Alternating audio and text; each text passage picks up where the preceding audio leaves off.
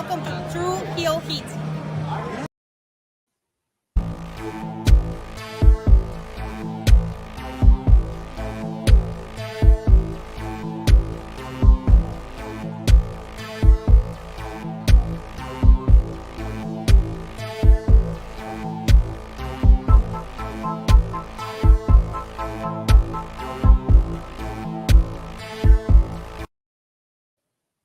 Yes, we are here. I'm on the wrong set. I apologize for anyone who's confused, but just got done with the Wrestle Talk podcast. But we are here to wrap up the week in wrestling. You had AEW Revolution. You had new signings for AEW. Stone Cold Steve Austin accepting the challenge from Kevin Owens. New Japan Cup. Impact Wrestling Sacrifice. We got a special guest and a special announcement on this edition of True Heel Heat. So producer, hit the intro.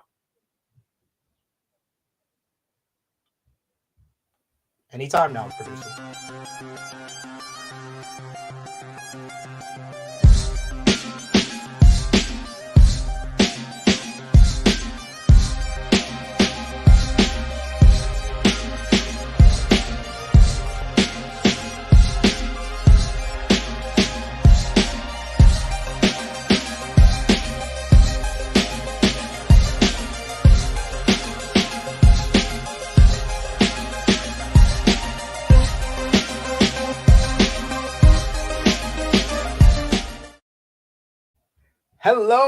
Hello. It is me, your True Heel Phenom, SP3. We are live on the True Heel Heat YouTube, Facebook, and Twitch for True Heel Heat 166. Extreme changes. We will be discussing the latest wrestling news, including Jeff Hardy making his AEW debut, Stone Cold Steve Austin accepting Kevin Owens' WrestleMania invitation, the latest on Cody Rhodes and WWE, a recap of the weekend wrestling with Revolution, AEW programming, WWE, New Japan, Impact, plus much more. I am back as per usual with the princess of all the true heels. She is looking off into the distance, thinking about all the wrestling we will discuss. She is Miss Krssi Luv.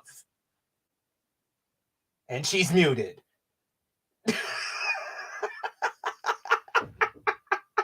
I don't know what's going on.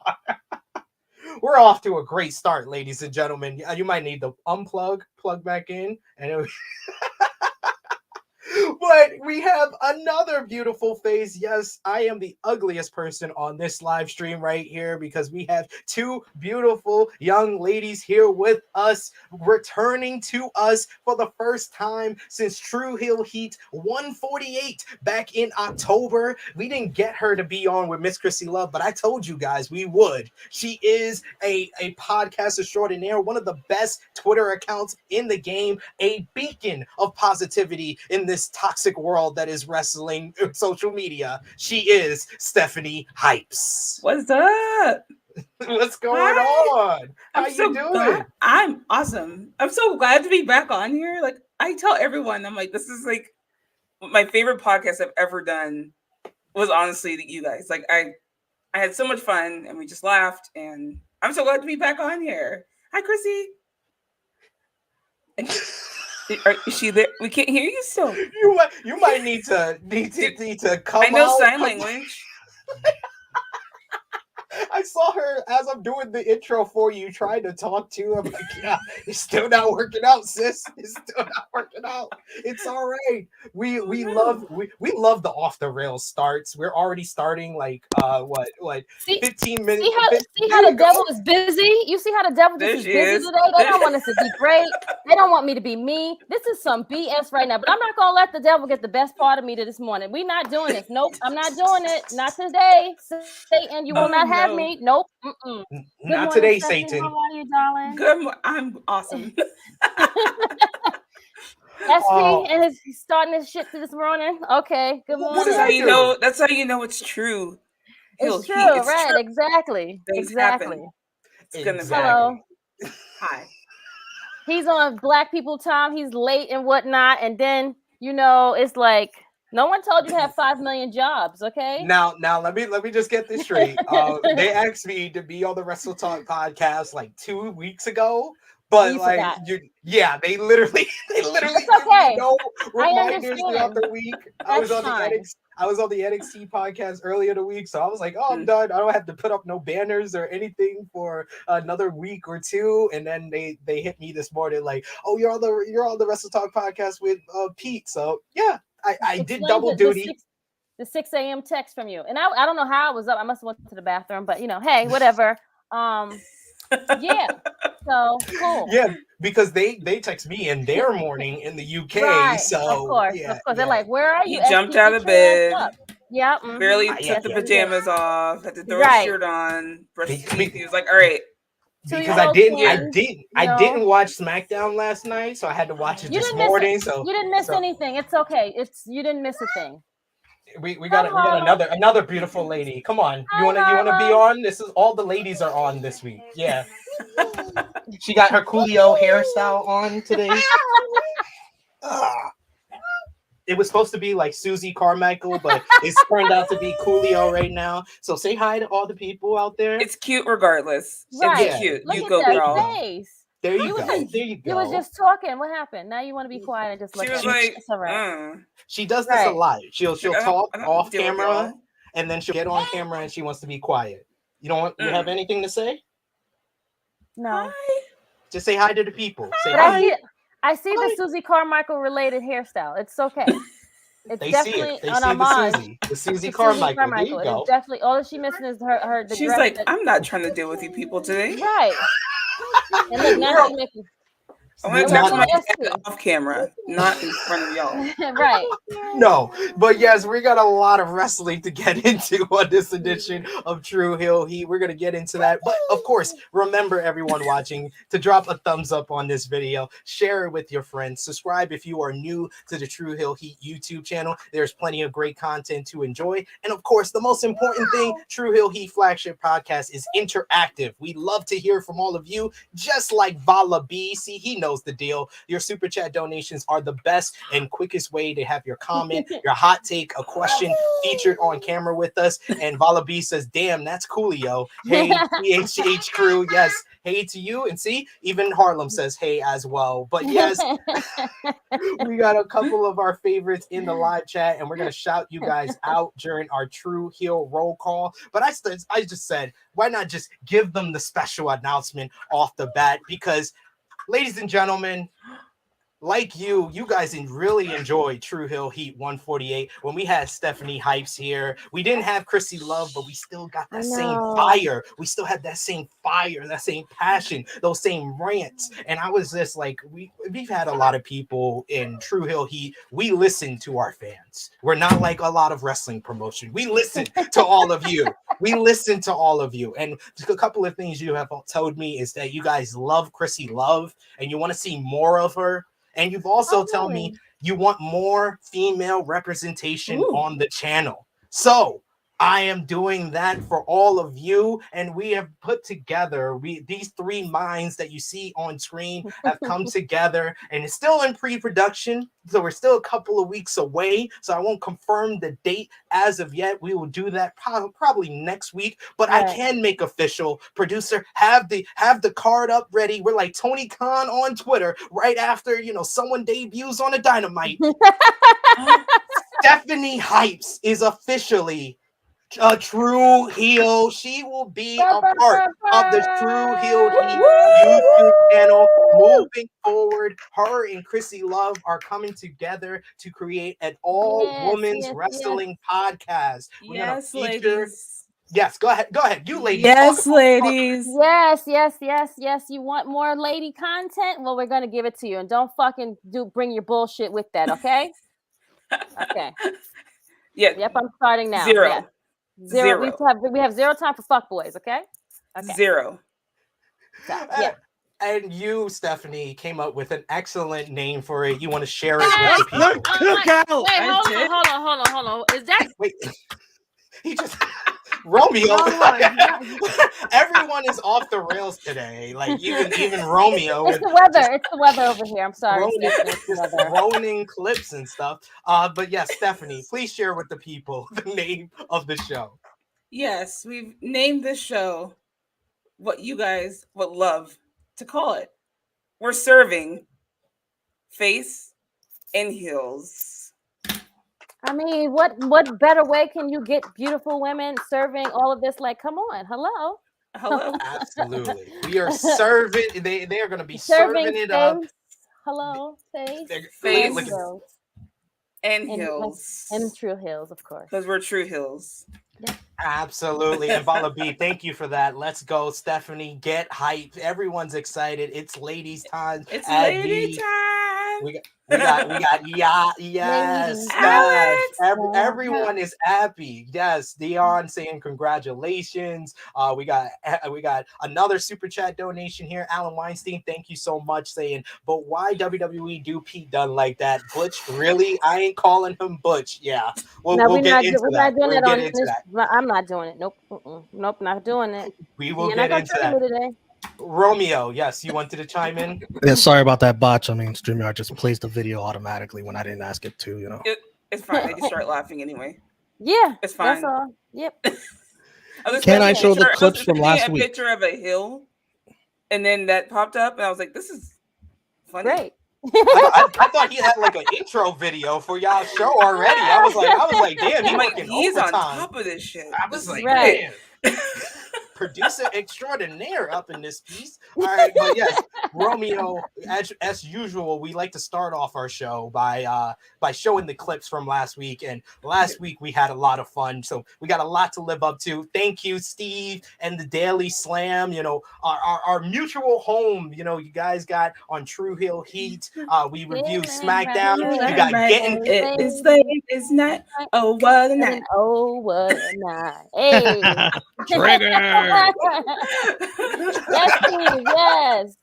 Yes, absolutely. But yeah, and you can also see on the Daily Sam Stephanie Hypes along with Steve Fall on Getting Raw. She's over there. She's a busy woman. So I'm very glad that I was able to get her name on the dotted line, because a lot of people were vying for her. Yeah, it was like you know, I had to tell Wrestle Talk that I won't work for them if they were trying to sign her, because I had to get her first. Then you can get her. You can have her after I sign her first. You can get her. Like we're like AEW. You're open to all other indies. You could just sign with us. But thank you so much, Stephanie, for joining the team. I made sure that was part of the contract. You did. Look at this. Everyone's popping in. Everyone's popping in this morning. And look at I think I don't know what's wrong with him. Smile. Why aren't you smiling? Like, well, everyone's you know what? Time. You know what? I felt the energy coming in. Steph, what's up? It's good to see you again. I'm glad the window's not hating on you this time. That's amazing. Hey, boo. I have a light now, guys. Look, I've gone professional. Okay, I got a light. There you go. That's what your glow got to shine more than anything on that camera. That's all I'm saying. These two are just here, and I'm just here too. We just here for the ride. But no, I'm not in a good mood at all. I'm so sorry you're not. Are you having? I know why he's not in a good mood. I know. We Is it because of Butch? Is it Butch? He's not answering you. Triggered. You really just trying to send me there. As soon as I come on here, as soon as I get here, y'all want to start. I'm trying to get down to the bottom of the problem. Right. You came well, in like she's this. a true heel. Right. Yeah, that part too. Okay. Yeah. Okay. Yes. Okay. I can dig that part. Yes. I can dig that part. I don't know if you caught our announcement, Top Guy JJ, right. But Stephanie and Krssi are going to have a new show on the channel directly focused on all of women's wrestling. And it's going to be, or I can tell you guys already, it's going to be premiering at the end of this month. And it's something that I'm very excited about because, like I said, Stephanie is great. She has great, she has her opinions. She stands by it. She never backs down. And that's what makes her a true heel. And of course, Krssi, we want to give her more shine, more attention. So I'm very excited for this whole program. And you know what's so awesome? What's going to be so awesome about this show?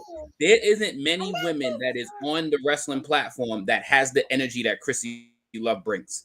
And Stephanie and Krissi's chemistry is going to be ridiculous. It's going to be ridiculous. They're going to have so much synergy. They're literally going to feed off of each other. I can't wait to see this.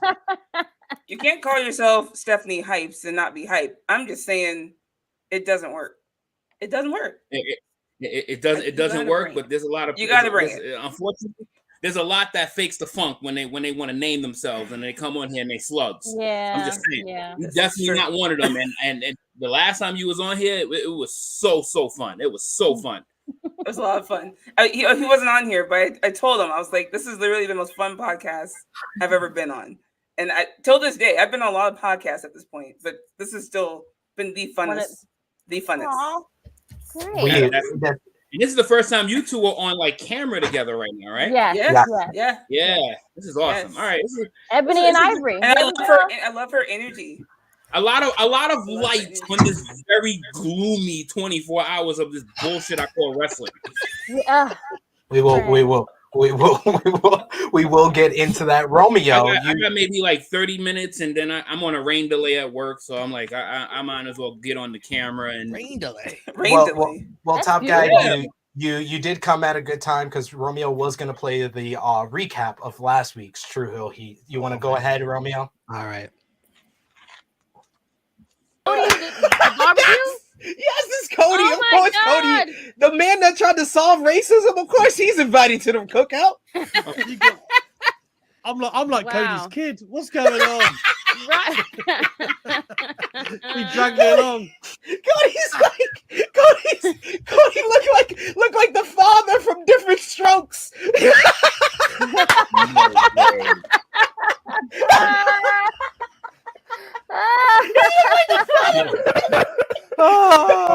That is Gary Coleman. Oh shit! You guys are not nice at all, man. Me personally, I would not make his first feud Roman Reigns just for him to lose. He need. That's why I need him to debut. No, he's not gonna. Let's be real. We're being. Why would he win when you just defeated The Rock? That's crazy. Just do it. Just exactly your reactions. Why? Just do it. Just pull the trigger. Looks is having an orgasm. Why are we building up Roman? Don't kick me out. Let's do it. Let's do it. I love that idea. Let's do it.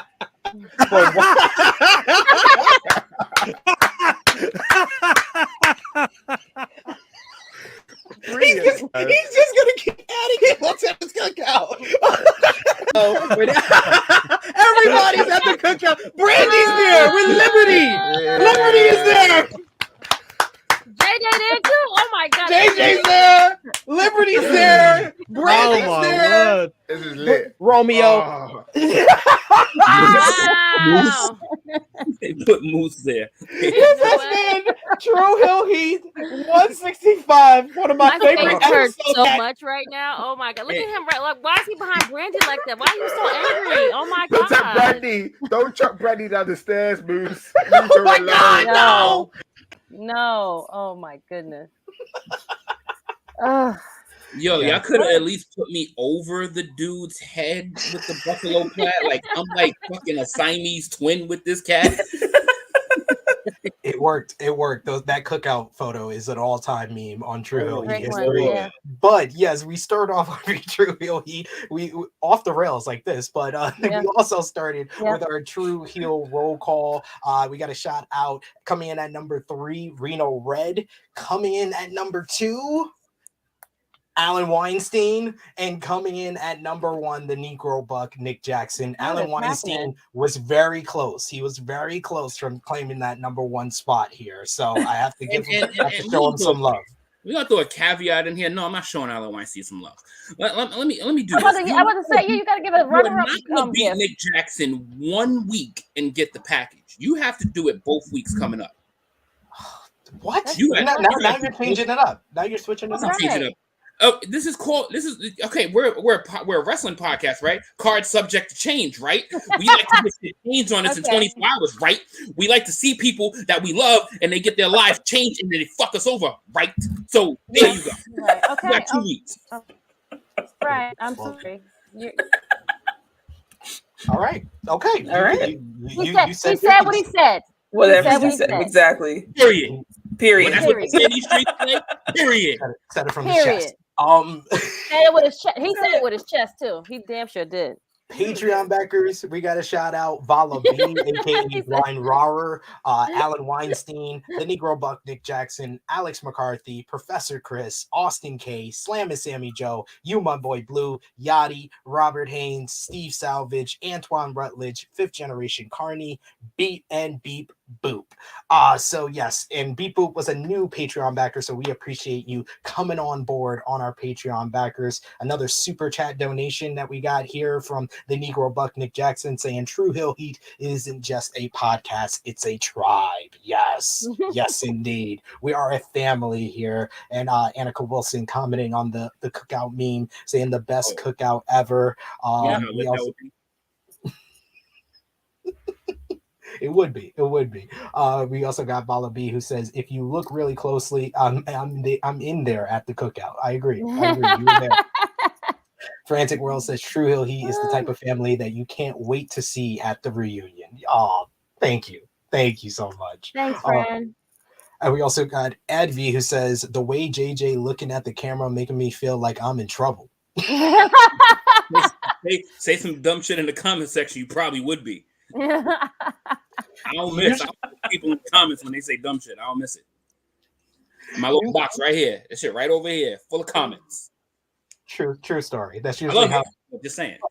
Let's get into what we missed from the week. We had AEW Revolution last weekend with a whole big top to bottom great wrestling show. Hangman Adam Page defeated Adam Cole to retain the AEW World title. We also had CM Punk with a throwback ROH entrance with the AFI theme, and that caused a whole bunch of issues in the wrestling social media world. But he did defeat because people were mad that they didn't get it or didn't know that was his ROH theme. And then there were people that were mad at the people that didn't know that that was the theme. That was the theme. Okay. And then there was the people that were mad at the people that were mad at the people that didn't know that it was a whole different. It was like that was me. 18 layers. I think that was that last one. You was the last one? That was that last one because I was one of those people who didn't know. But as a wrestling fan, I respected it, right? Like I was like, once I found out what it was, I was like, wow, that's awesome. But then you have people gatekeeping, like, how do you not know? I'm like, because I have a life. Sorry. I feel you. I was one of those two that really wasn't familiar with 05 CM Punk and ROH, and go fuck yourselves. I was actually enjoying it. I enjoyed the whole look, right? If y'all catch me if I was on the watch along, I was just quiet because I was absorbing it because I thought it was pretty damn cool. I didn't know that entrance existed 17 years ago. Exactly. Thank you. I respected it. Once I figured out what it was, because I was a little confused at first why I didn't hear Cult of Personality, but once I went on social media and someone posted, the side by side of him 17 years ago on Ring of Honor in the same gear with the entrance, and I was like, oh, that's an awesome throwback. Like, you respect it. But then someone commented to me, you didn't know that? I'm like, no, I didn't. And I'm okay with that. It's okay not to know it. The thing is, are you okay with me not knowing? Because clearly you got a personal problem over here. And then there was also the people that were very upset that they didn't know what it was, and they didn't want to listen to Excalibur, who immediately explained what it was. Right.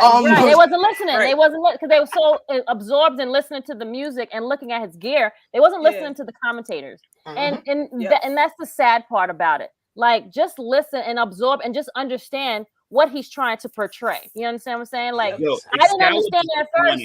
Yeah, I didn't get it. But once I was just like, JJ, I'm watching and I'm trying to see what he's doing. And I saw the crowd pop to what he did. And then that's when one of the guys on the watch along was like, oh, he's doing his ROH thing. No problem. I'm not going to argue with you about, oh my God, I didn't get it. I loved it. I didn't understand it because I didn't know what it was, but I was absorbed in the moment and I liked it. Yeah, perfect example. Like, Ness marked the fuck out when he saw it. Yes. And I'm like, I want to see what he's marking out for it. I didn't mark out for it, but I'm like, yo, this shit is kind of nice. This shit is. This guy was reminded. This guy was reminded when he was 15 years old and watching great CM Punk in his basketball shorts on a computer on a computer on DSL. That was the good old days. But yes, CM Punk did defeat MJF in a bloody, emotional dog collar match with the help of Wardlow, who turned on his boss. You also had Wardlow also won the Face of the Revolution ladder match to earn a shot at the TNT title. You also had Jurassic Express defeated the Young Bucks and Red Dragon in a three-way to retain the AEW World Tag Team titles. Eddie Kingston won the big one by defeating Chris Jericho in an awesome opener. You also had Dr. Britt Baker, DMD, defeated Thunder Rosa to retain the AEW Women's World Championship. Swerve Strickland was announced as the newest signee for AEW. John Moxley defeated Bryan Danielson in an excellent bloody matchup. And then William Regal arrived to unite the two men after the match, two men that he has mentored throughout his illustrious career. So this event kind of hit the boxes in so many different ways. There was debuts, there was great matches, there was emotional moments. Steph, what did you think about the show overall? And this is the key question, and what has been the key question coming out of the last couple of AEW pay-per-views. What was your match of the night? All right. I think as maybe the person here who is not as invested in AEW weekly, they hit on every single pay-per-view, and I watch every single pay-per-view, and you could not know the full story of what's going on, but it doesn't matter because they deliver on their pay-per-views every time, right? So I do catch AEW here and there. I do not watch it weekly or religiously, or I'll catch up on social media or YouTube. So for me, going into this, the match I was most excited about was Thunder Rosa versus Britt Baker, because I really wanted Rosa. I want Rosa to go over, right? Like, she's love her. That one, I was excited for John Moxley versus Bryan Danielson, and I was really intrigued by CM Punk versus MJF, and I was just kind of like, okay, I'll make one comment. So the MJF for CM Punk, I love the story. There was just so much blood. It was like distracting me. For me, it was distracting me. It was taking away from it a bit. Like, I don't mind some blood. Like, it is what it is, but there was a lot. And so I kept kind of turning away from the TV every time they get close up. And I'm like, oh, okay. And I was like, maybe it's just me. But some people love a lot of blood. But either way, it was a great match. I thought the pay-per-view overall, I mean, again, they never miss. They don't miss. Like, it was fantastic. My match of the night, though, is John Moxley versus Bryan Danielson. For me, those two, I love them both to death. And the way they debuted Regal, I mean, I couldn't have scripted that better, right? Like, it was perfect. And like, him butting heads with a bloody Moxley, like, I was just like, oh my God. Like, I popped. I was just happy this man was somewhere, because he's too talented not to be, you know what I mean? Not to be utilized. And I think, I said this on Twitter, but I think this is probably one of their biggest signings ever. Like, it's top 3, because he has so much to bring and so much to offer. And I think it can only help AEW get to new heights. So either way, John Moxley versus Bryan Danielson was my match of the night. Absolutely loved it. I agree with a lot of what you just said, and I would just say, like, I've said this on a couple of different things I've done this week. I don't think we've seen a major promotion have 3 back-to-back pay-per-views, like All Out, Full Gear, and Revolution for AEW in 20 plus years, since WWE had Royal Rumble 2001, No Way Out 2001, and WrestleMania 17 back to back to back. It's been that quality. And another thing that Pete actually reminded me of when I did the Wrestle Talk podcast is we kind of have lost, as wrestling fans, TakeOver, which we were always guaranteed for a major show that was going to be a banger after banger after banger. And now AEW has kind of filled that void for us. So we're not losing out. You know, takeovers are gone, but we still have that pay-per-view and that major event to look forward to. So I love this event. Krssi Luv, what was your match of the night? First, I have to say thanks to the guys on the watch along for not spoiling it, because I was behind everyone else. So when they would just wait for my reaction, and then that's when everyone would talk about it. So I have to thank all of them. But I have to agree with almost everything that Stephanie said.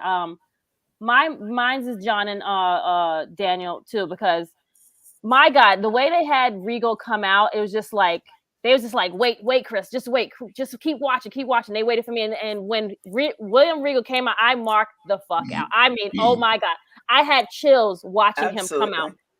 But I mean, him butting heads with them. I mean, I'm getting goosebumps now talking about it because I loved it. That good. It was that freaking good. That from top to bottom, like we're like, what match is next? When we were there from the pre-show, so we were there from the long haul watching this. Oh, and Romeo would say, "Oh yeah, we're gonna be here all night." Okay, cool. And then you just didn't get bored. I was like, I couldn't go to the bathroom because I didn't want to miss anything. Yeah. At match after match, like what match is gonna be next? No okay, breaks. they were no breaks. There were no breaks, and we were on there, and we're just like watching, and it's like match after match after match of them. There was no bad. Like I've watched Revolution now like 3 times thanks to Top Guy JJ. Wow. I've watched it 3 times. I love it. It's amazing. Because when we, you're doing the watch along because you can't really pay attention like we're talking back and forth. I want to hear and I want to actually see everything. So after I hit him the next day, I'm like, can I use your login again to watch this stuff? And I've watched it 3 times. Nice. Lovely. I love to hear it. And that's how good it was. Yeah. To echo what Krssi and Steph said, that Regal debut, it's the fact that no one thought about that. Like they didn't like Moxley and Danielson have been feuding and it's been such a great buildup to the matchup, but we never thought of the Regal connection between the two, that he's trained Danielson, had that war with Moxley when he was in FCW. So it just made all the sense that he was the glue to kind of bring them together. Nick Jackson with a super chat donation. Thank you so much, Negro Buck. We always appreciate that. We are a self-funded channel. It helps us out so much. But he says, taking my mom to her first AEW show in May. That is awesome. Your mom? Oh wow. Yes. Nick always talks about, showing his mom certain things and he can kind of gauge from the casual wrestling fan from his mom. So I love that you're taking her to her first AEW event. We also got EBB who says, just want to say your videos and especially the live streams have really helped me get through some shit mental health days. I'm a full-time carrier and it can be quite tough. Love the community here. And we love you, EBB. Wow. I don't say this all the time, EBB, but you are awesome in the live chat always. Your interactions with Jimmy make my day every Thursday on AE Ramble as you troll him in the live chat. I love it. And I love that you feel welcome in our community here. Top Guy JJ, what was your thoughts on Revolution and your match of the night? Well, I just want to piggyback on that EBB comment because I know what that's like to be a full-time caretaker, and that is rough. It's rough, and the fact that you kind of feel like you're doing everything on your own, and then you have to have your own responsibility on top of that, it could get overwhelming. So the fact that we're helping soothe that soul, that's amazing. That's amazing, and we appreciate that.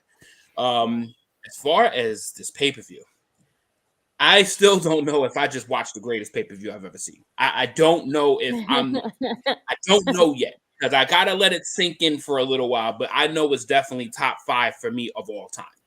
Like the fact that I have ever watched a wrestling show besides AEW One Night Stand 2005 that I watched that many hours of a show with not a single bathroom break.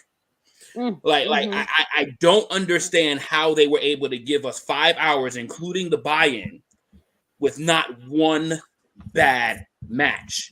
That they had 14 matches on this card, 12. Including the buy-in, 12. Mm-hmm. Not one match, and the fact that you could pick almost any match from this card as your match of the night, and I can't be mad at you because every match had a different flavor for everyone. And it was so appreciated to see that. My personal match of the night was Eddie Kingston and Chris Jericho. That's my second. That was my second. I'm not gonna lie. Oh my God! Like I was not expecting that good. I was not either. I'm not gonna lie. My expectations for it. I love Eddie, and I love Jericho. Obviously, from WWE. In general, it's Jericho, right? Right. My expectations for that match weren't that high. Like I was like, it'll be good, right? Yeah. I was shocked. I'm not gonna lie. I was sitting there like, God, this is how they opened the show. Like I was like, right. That's what he was saying. Yes. Besides his trash ass gear, But other than that, everything was great. Yo, we was cracking on that gear for the first at least 5 to 7 minutes of that match. At least. And I'm not even sure that's not even enough time. We did not stop. Oh, no.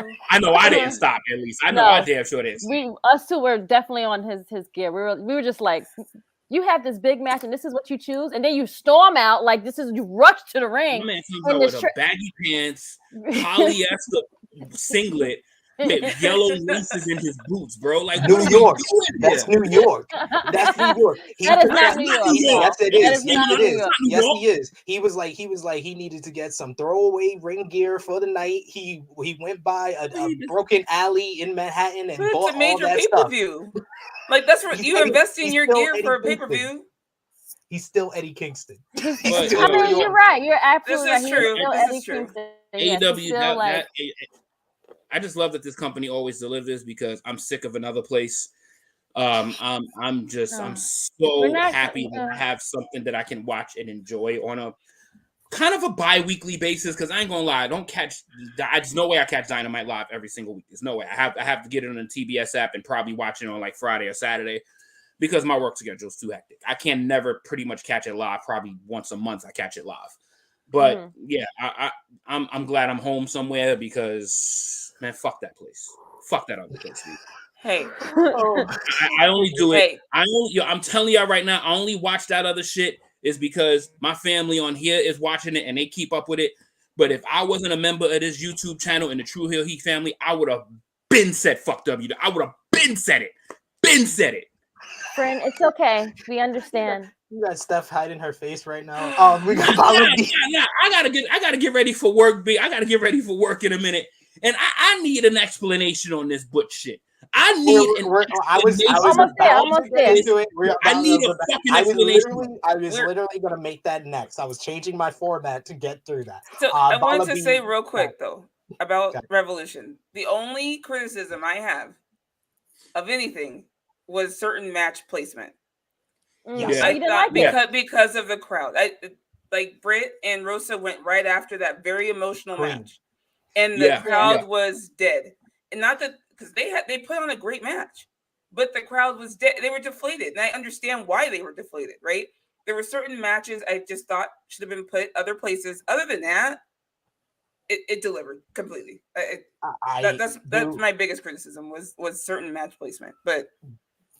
Yeah, that was one of the things I said on the Revolution review was like I didn't agree with doing the tag titles and then the ladder match back to back. I felt like it should have been in between. You moved Britain and Thunder Rosa into that spot after the tag you know match. What's crazy? You know what's crazy? Even the match that we was begging for the break, that match was fire. That match was the tornado. The tornado. Which match? The tornado. The Sting at 62 flying out of a balcony. Wait, time out. Sting is 62. He's 62 years old. I thought he was in his 50s. Oh my god! And he works every week. Like he's there every week. You understand how much I audibly gasped when he did that? I was like, when they did the back to back. Rosa doesn't need to work, does he? Like, he don't need to do this we're like, can we please get this trios match for a break? Can we please get this match for a break? This match out the gate is fucking hot. I haven't talked to you guys about it, but what do you guys? So number one, I love Jade, love her. Love Jade. What do you? Interesting night. Like, here's my question for you guys because you guys are way more invested in AEW than maybe I am. I feel like she is going to be their first mega star. Does that make sense? Like, as far as like the way she carries herself, like it's to the point where people are like, okay, she could be a WWE superstar in the sense of like going out and doing other things, right? She has that look. She carries herself that way. Her character. What do you guys think? Like, I 100% agree with you. I think we kind of had that conversation on social media where I was just like, because of what she wants to do outside of wrestling. You were in that conversation. Because she has like her stuff, like she does like modeling, she has like sponsorships. It just works for her being in AEW, and I feel like she's like being built up as their Goldberg. Like they're building up the streak. And I said to JJ and Krssi Luv last week when we were talking about Revolution, and they were kind of disappointed at the buildup for Rosa and Baker not feeling like it could main event that show. I was like, the match that is going to main event is when Jade Cargill, undefeated TBS champion, goes for the AEW Women's World Title. That's the women's match that needs to main event a pay-per-view, in my opinion. Yeah, I got that, and that's why I asked that question with just open curiosity, just because now seeing how Jade Cargill is being handled by AEW, I love how they're handling her. They're literally treating her like a superstar. Like they're treating her that way. Like she is an attraction. And that you don't get to do that with so many people and get away with it. She is being treated like she's a special attraction, even though she's there every week. They wouldn't have did that for her if she would have went to the other company, for sure. She would have been in catering. We're not even. She has the look. She has the look, but they want to treat her as like I feel like they would not treat her the same if she would have signed with the other company. She would be good as the Nikita Lyons push. I think she would be she would be in the same position as Nikita Lyons right now. Like I think it would have taken her longer for sure. They wouldn't have put the title on her yet. So my question is, so you do have Jade, and obviously for reasons they are treating her the way they are treating her. Why did they never do that with Britt? Like, I feel like Britt was had this fire behind her fan wise. And I just don't think they captured it the way they could have. Like, she should have been on the front of their posters. And that goes to our women serving face and heels. There's certain things they could have done to me with Britt, especially with the way she caught fire. And now it's dimming a bit, right? And she was the butt of a joke between men that had nothing to do with her. And I'm like, why are we treating our women's champion this way? Why? And that was one of the things that I was disappointed about, because while Britt maybe doesn't have that look or whatever that Jade has, she still created the momentum behind her, and she did it herself, right? And so I was really hoping for the longest time that they were going to capture that and say, okay, she is the face right now, right? Like she is the person, and they just never did it. And I was just like, come on, guys, like do it. Now, given they were treating her amazingly, right? She still hasn't dropped that title, right? So I get it. Not to interrupt you, I would say it's more the reception of the fans, because when you really look at her, you take a step back and look at her title reign.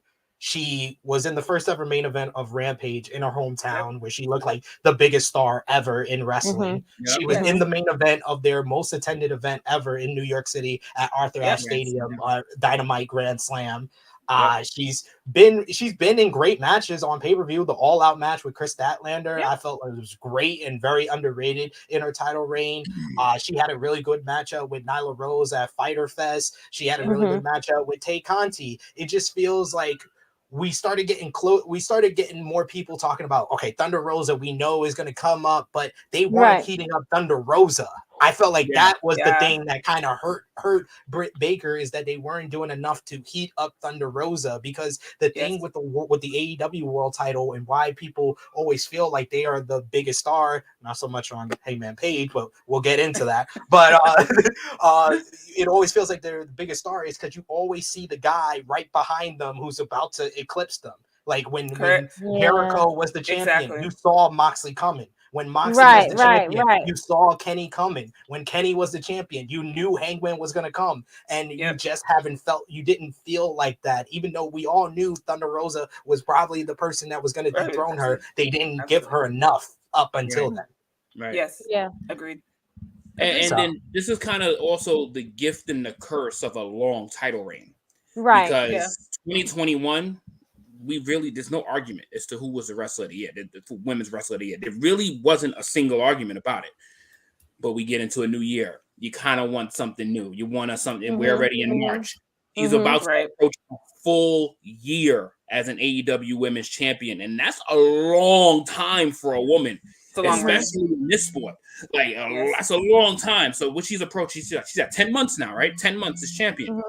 So if she hit double or nothing, she'll hit a full year. Like that's a crazy accomplishment for a female wrestler. So there might be times where it might be feeling, but the greatness of Britt Baker has not been lightened by any means. It's just people are looking, as SP said, they're looking for that next. Yeah. They're looking at who's that next. And we quite haven't found it yet because Thunder Rosa was supposed to be that, but they didn't pull the trigger. So you guys don't think she's dropping it? I think she's dropping it. I think winning it in her hometown. I literally said Rosa? last week I couldn't vote against Thunder Rosa, but I said because Thunder Rosa beat Britt Baker on Dynamite, it sets up Britt winning and then them turning it back in 2 weeks because I saw it coming. I was like, San Antonio's in 2 weeks. It's the 1 year anniversary of the Lights Out match. They are probably going to hold this off and it's in a cage. And it's in a cage. So they doubled down on it. That has to be the main event on Wednesday, and it gives Thunder Rosa her big moment. So hopefully she starts off her reign on a better foot than what Britt ended. So but I know JJ. Go ahead, Krssi. Real quickly, I just wanted to answer Stephanie about Jade and Britt. It's not either women's fault. Let's just say that. No. But when Jade comes out, she pulls people to watch her. She makes people look at her. You look at her. You want to watch her. It's from the hair. It's from the body. It's the whole. look. Yeah. She carries herself. It's the way she carried herself. I was like, yes, I am that bitch. She doesn't even have to talk very much. Homeboy talks for her. But when she does talk, people are going to listen. And she's working. Every match is getting better and better, I feel like. We've said it before. And I think the last match she had was the one on TV she had, which was like amazing. And she's getting better and better. Absolutely. She's getting better and better. So no loss to Britt, but it's just like what Jade brings with her is this like look, her swag. It's something that it's just what we us do. Just I call it. I don't know if you guys have heard me, but I call it the twinkle. Like there's people who come out and they have the twinkle, right? She has it. She has it. She just has to get to. Absolutely. She's going to get there. She doesn't. It's a slow boat to China, like the older people would say. It's a slow boat. However, she has it. She will get it. You know what I'm saying? Britt had already had like this like aura of her when she first started in AEW. You know what I'm saying? So from the day she spoke and she said, you know who she was. So it's not saying that they've like fizzled the light on either on Britt. It's just that Jade now has this title. They moved over to the station, and she just carried this thing with her. So yes, everyone is intrigued in seeing what Jade is going to bring. That's all. Absolutely. And what SP said about Jade comparing her to Goldberg, if y'all have no idea what Goldberg was in 1998, y'all need to know. Yeah, I know. You're absolutely right. We know. Goldberg was the anchor of an entire company. Brand. Yep. So that is no slander to Jade Cargill. That is the ultimate compliment because Goldberg was the shit in that era. I remember literally watching just for him at one point. Like I was like, "Is Goldberg?" You want to see what he's going to do? Well, how he's going to walk out again? Like it's the same. It was the same thing every week, but you just wanted to see the 5 minutes. I just want to see it. I wanted to see him hit his head. I wanted to do the thing with the spark. Like I wanted to know. The sparks hit his face, and he spit through it all. And I didn't give a shit that he had like 3 moves. I didn't care. And Goldberg back in 1998-99 actually did wrestling moves.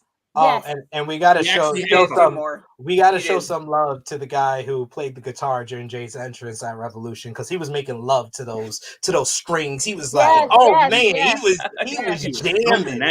He was strong. He got an entrance from everyone on the whole show. She got an entrance. Yeah, she got a superstar type of entrance, but I know Top Guy JJ has limited time, so I got to get into SmackDown, what we missed. Keep those comments going in the live chat. We want to hear from all of you guys. Your super chat donations help us out a lot, so keep those coming in. But SmackDown last night was a show. Big E, first of all, we got to send our prayers to Big E as he suffered a broken neck after a botched belly-to-belly suplex. Wait, did they post this on WWE? Because I found this out from you guys and from the Wrestling Classic. Did they even post this on their own page? They posted this. Big E posted a video separately on his Twitter page confirming, Romeo, if you will. Yo, Romeo's just missing all his cues today. Come on. Post a picture of the cookout again. Or if do the cookout picture. Romeo Any said, day now, Romeo, sir. I got Romeo's some like, really I good don't know. I think news. his computer is All things slower. considered, the C1 and C6 are indeed fractured.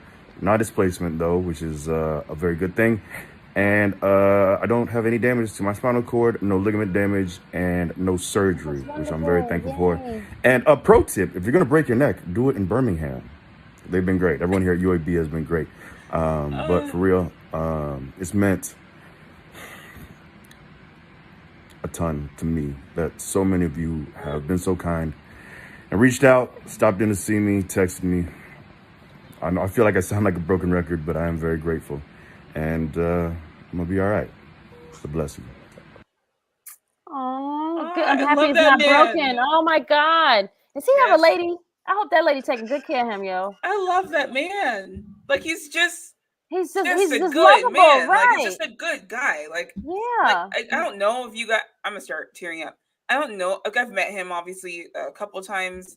Sweetest guy in the world, but like just the outpouring from all the different wrestling promotions, wrestlers, fans. Like yes. it didn't matter. Like people love this man, and I'm just like I tell people all the time. Like I strive in life to just be a person or be a kind enough person that people would, if something happened to me, people would respond that way. Like he's done something incredible in his life that he's touched that many people, however it was, right?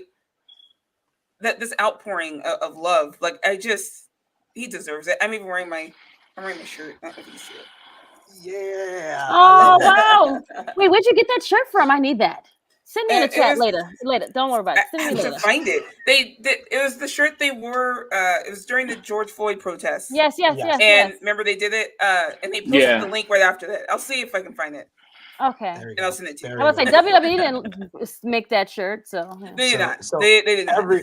Everyone here at True Hill Heat is wishing Big E, a speedy recovery. We're glad that it wasn't as serious as we once thought. So just fractured, he said, right? Yes, but on the other end of the spectrum, in that same matchup, or before that same matchup, Pete Dunne also made his main roster debut. No, he didn't. Under the new name of Butch. He looks good though. Stop it! Stop it! He's always that's nothing. He's always he looks like he hates he looks like he hates his job already. Like he looks like he immediately hates where he works and he just started. Like he's like, I cannot believe I'm fucking doing this. I'm about to fucking count my days with this place. I'm not re-signing a contract with this fucking company. He already did. He already did. Yep. He's too late. So he's stuck now. That's why he got his call. What is the obsession with renaming UK talent? Why? Right. Piper Niven to Dewdrop. Pete Dunne to Butch or whatever. Walter to Gunther. I'm like, why? What do you hate about Europe? He hates UK know people. He hates what UK, we hate about Europe. I have no problem with repackaging someone, right? I have no problem with that. At the same time, that person comes with history, and like they erase it. Like they don't even talk about Dewdrop, who I love. That's my girl. They won't even talk about her in her time in NXT UK, and I'm like, why? Like, why is it such a? Oh, so she was there. See, I didn't even know. That's the sad and maybe part. that's why, because casuals don't know that, right? I understand that not everyone follows all the NXT stuff and the NXT UK stuff and all. I get that. And I understand they're repackaging them for main roster and they're acting like people just don't know. But there's a good chunk of us who know. And I love Pete Dunne regardless. He's not going to change how good he is because his name changed. But why? Why? Just change it to Pete. Anyway. I just go wanted on, to JJ. say, I apologize. I wanted to echo what Steph said before JJ goes in. Like this whole episode of SmackDown was just a slap in the face of fans that watch the show from week to week. Because one, you had this name change with Pete Dunne, and mind you, Ridge Holland gets to keep his name. But Pete Dunne can't. It makes no sense. I'm sorry to all Ridge Holland fans, but who gives a shit about Ridge Holland keeping his name? Nope, not me. I don't give a fuck about Ridge Holland. I think he's trash too. And I'm gonna be honest, I've heard it like once or twice before he came to the main roster. I'm like, oh yeah, that's that guy. Like I didn't give a shit. Anyway.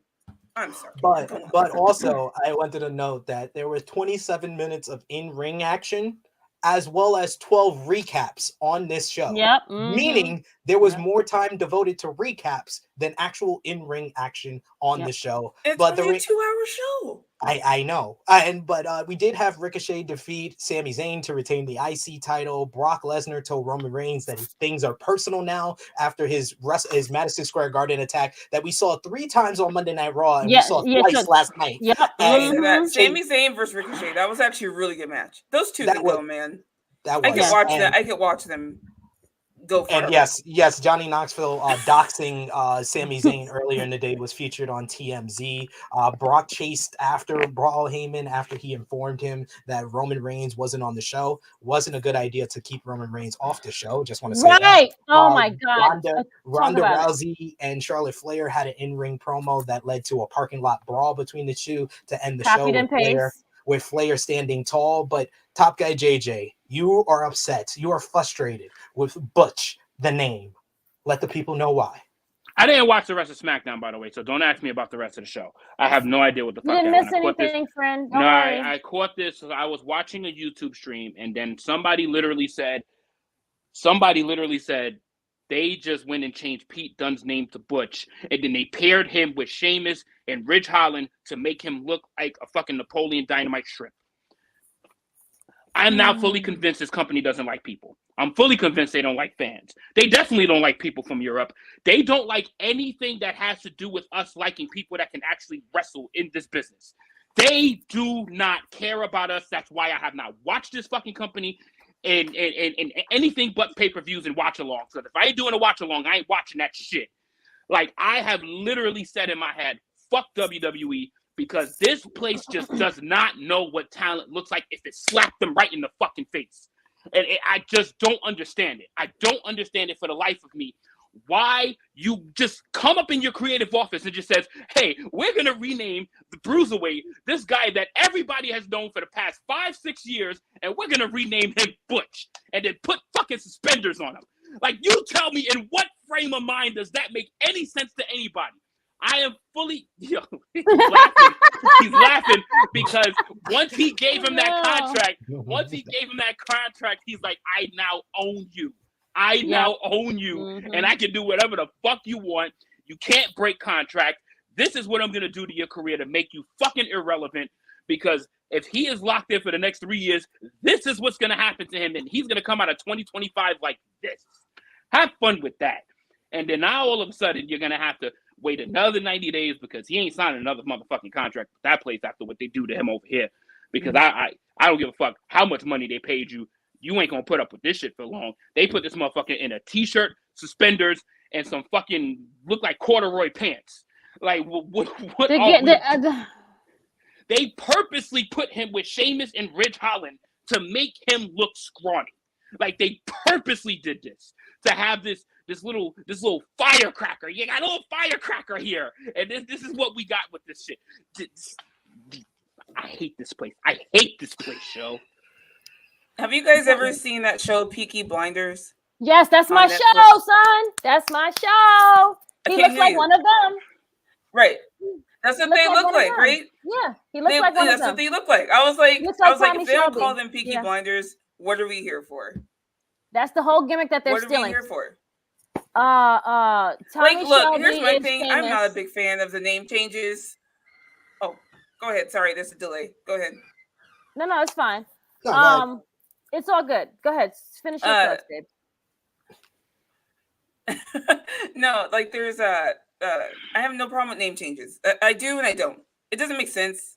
It is what it is, I guess. I don't quite get it. I can't get in that mindset, but I always like to give things a chance. And so we will see what they do with him. To JG's point, they did put him with two huge dudes, right? Like, but we know out of the three of them, Pete Dunne is probably the toughest motherfucker. So I'm like, I just want to see what they do with him, because if they make him the toughest MFer in that group, then I'm okay with it. But if they make him just this little side piece, like little skinny little dude, like lackey, we'll see.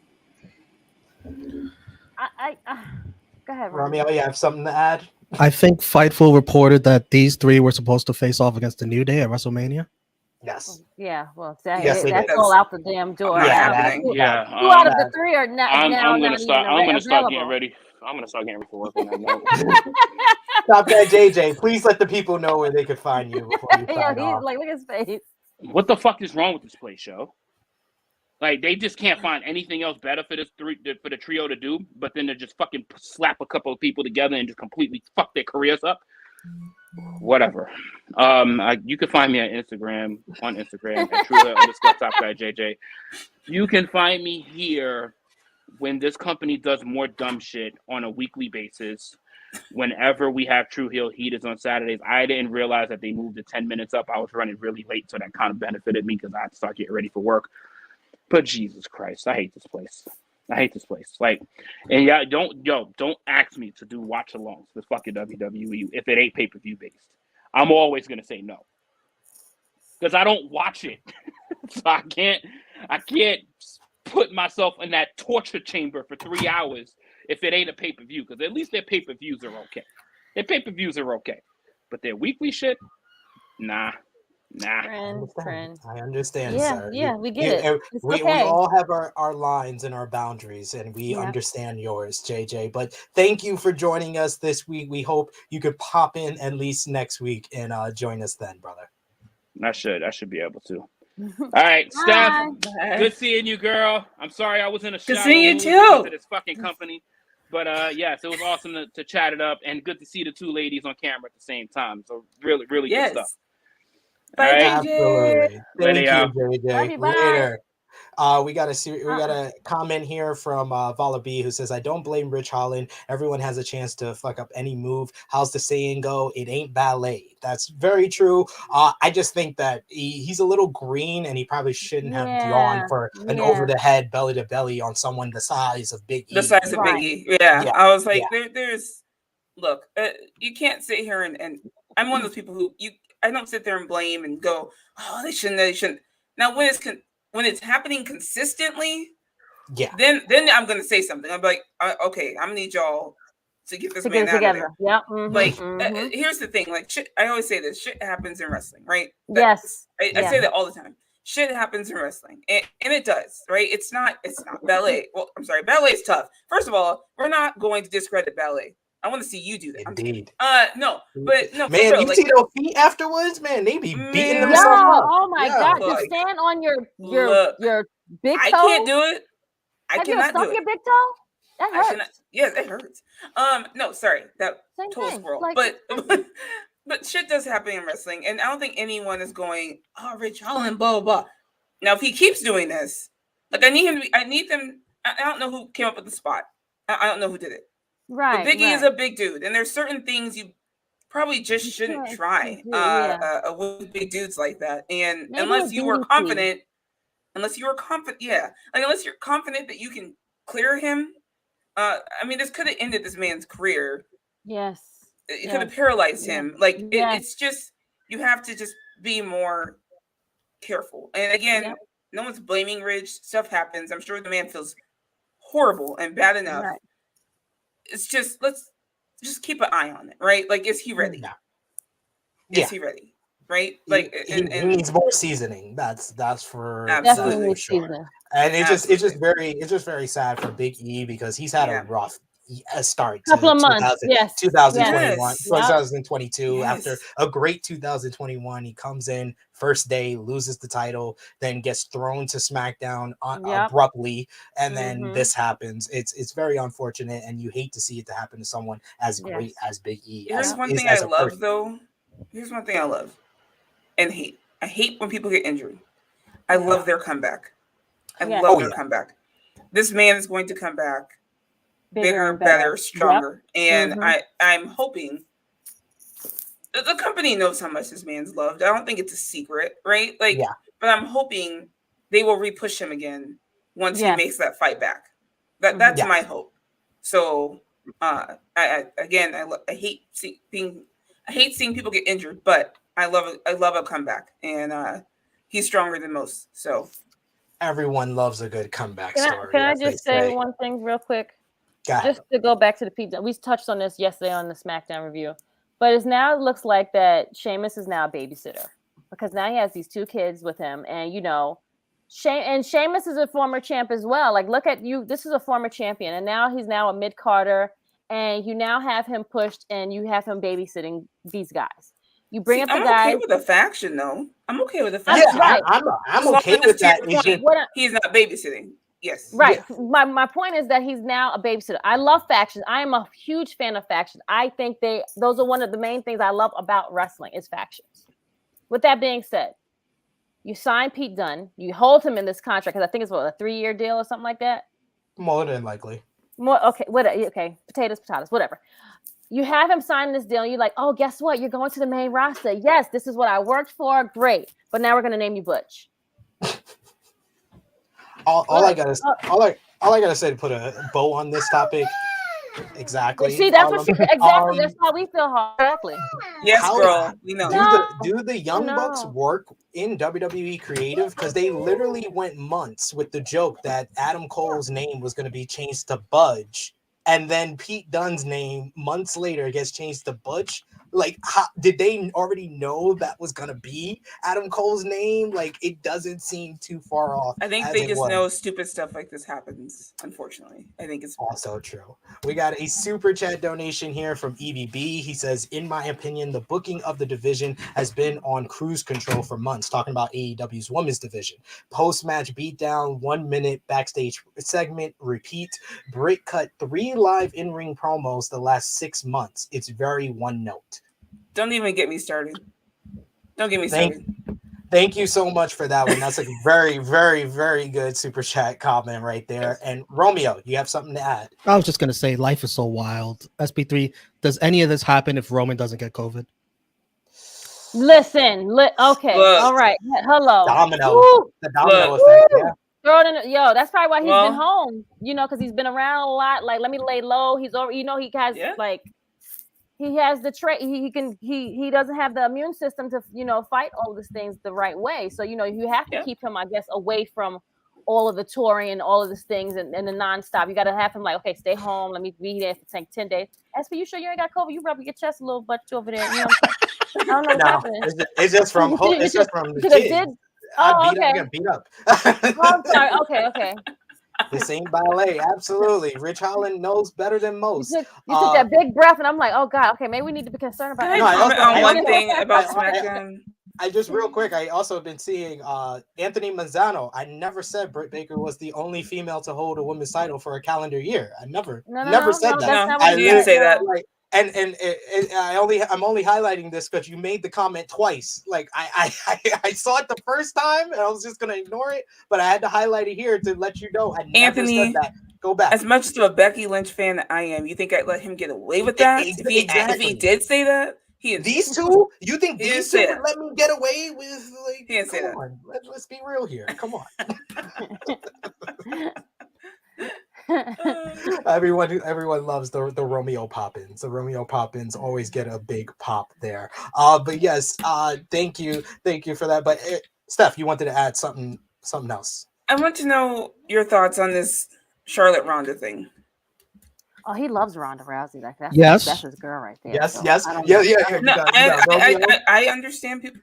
What are your thoughts on this buildup? Like, do not let them talk and just let them fight, because the parking lot fight was good and it actually got people invested into what they were doing. Anytime they do a promo exchange, it doesn't work out very well because Ronda doesn't care.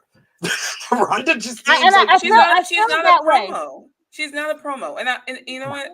I'm okay with that as long as she knows that, right? As long as I need her to know she's not a promo. I just need you to throw hands. That's it. Throw hands. Like, yeah, the parking lot thing was kind of a redo, if you will, of what happened at WrestleMania 35. Yes. Yeah, but it worked. Like, it was fun, right? Yes. And I think that was more intriguing than any of the promos they've done the last 3 weeks. I think they should have just did that part instead of doing the whole thing. Because that last night was like cringing. It was like it was bad. They even could have done that better by having it look like Ronda was leaving the building and then Charlotte attacked her. Like just going mid brawl. I was confused at first because I was like, why did Charlotte change her clothes? Right, she should have had the same outfit on the whole night. She looked great. Right. Like, she should have had the whole outfit on that night because you weren't ready to fight in that outfit, obviously. They're not doing right by these ladies, and they're not doing right by the whole women's division. What I want to main event aside,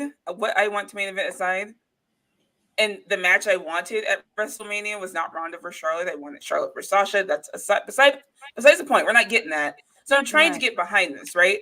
As a fan of women in wrestling, I'm trying to get behind it, but it's been rough, man. They are making it rough for us, like especially they're making it. I swear, on all the platforms that they have, we have SmackDown, we have Raw, we have NXT, we have UK, and like we have all of these things, right?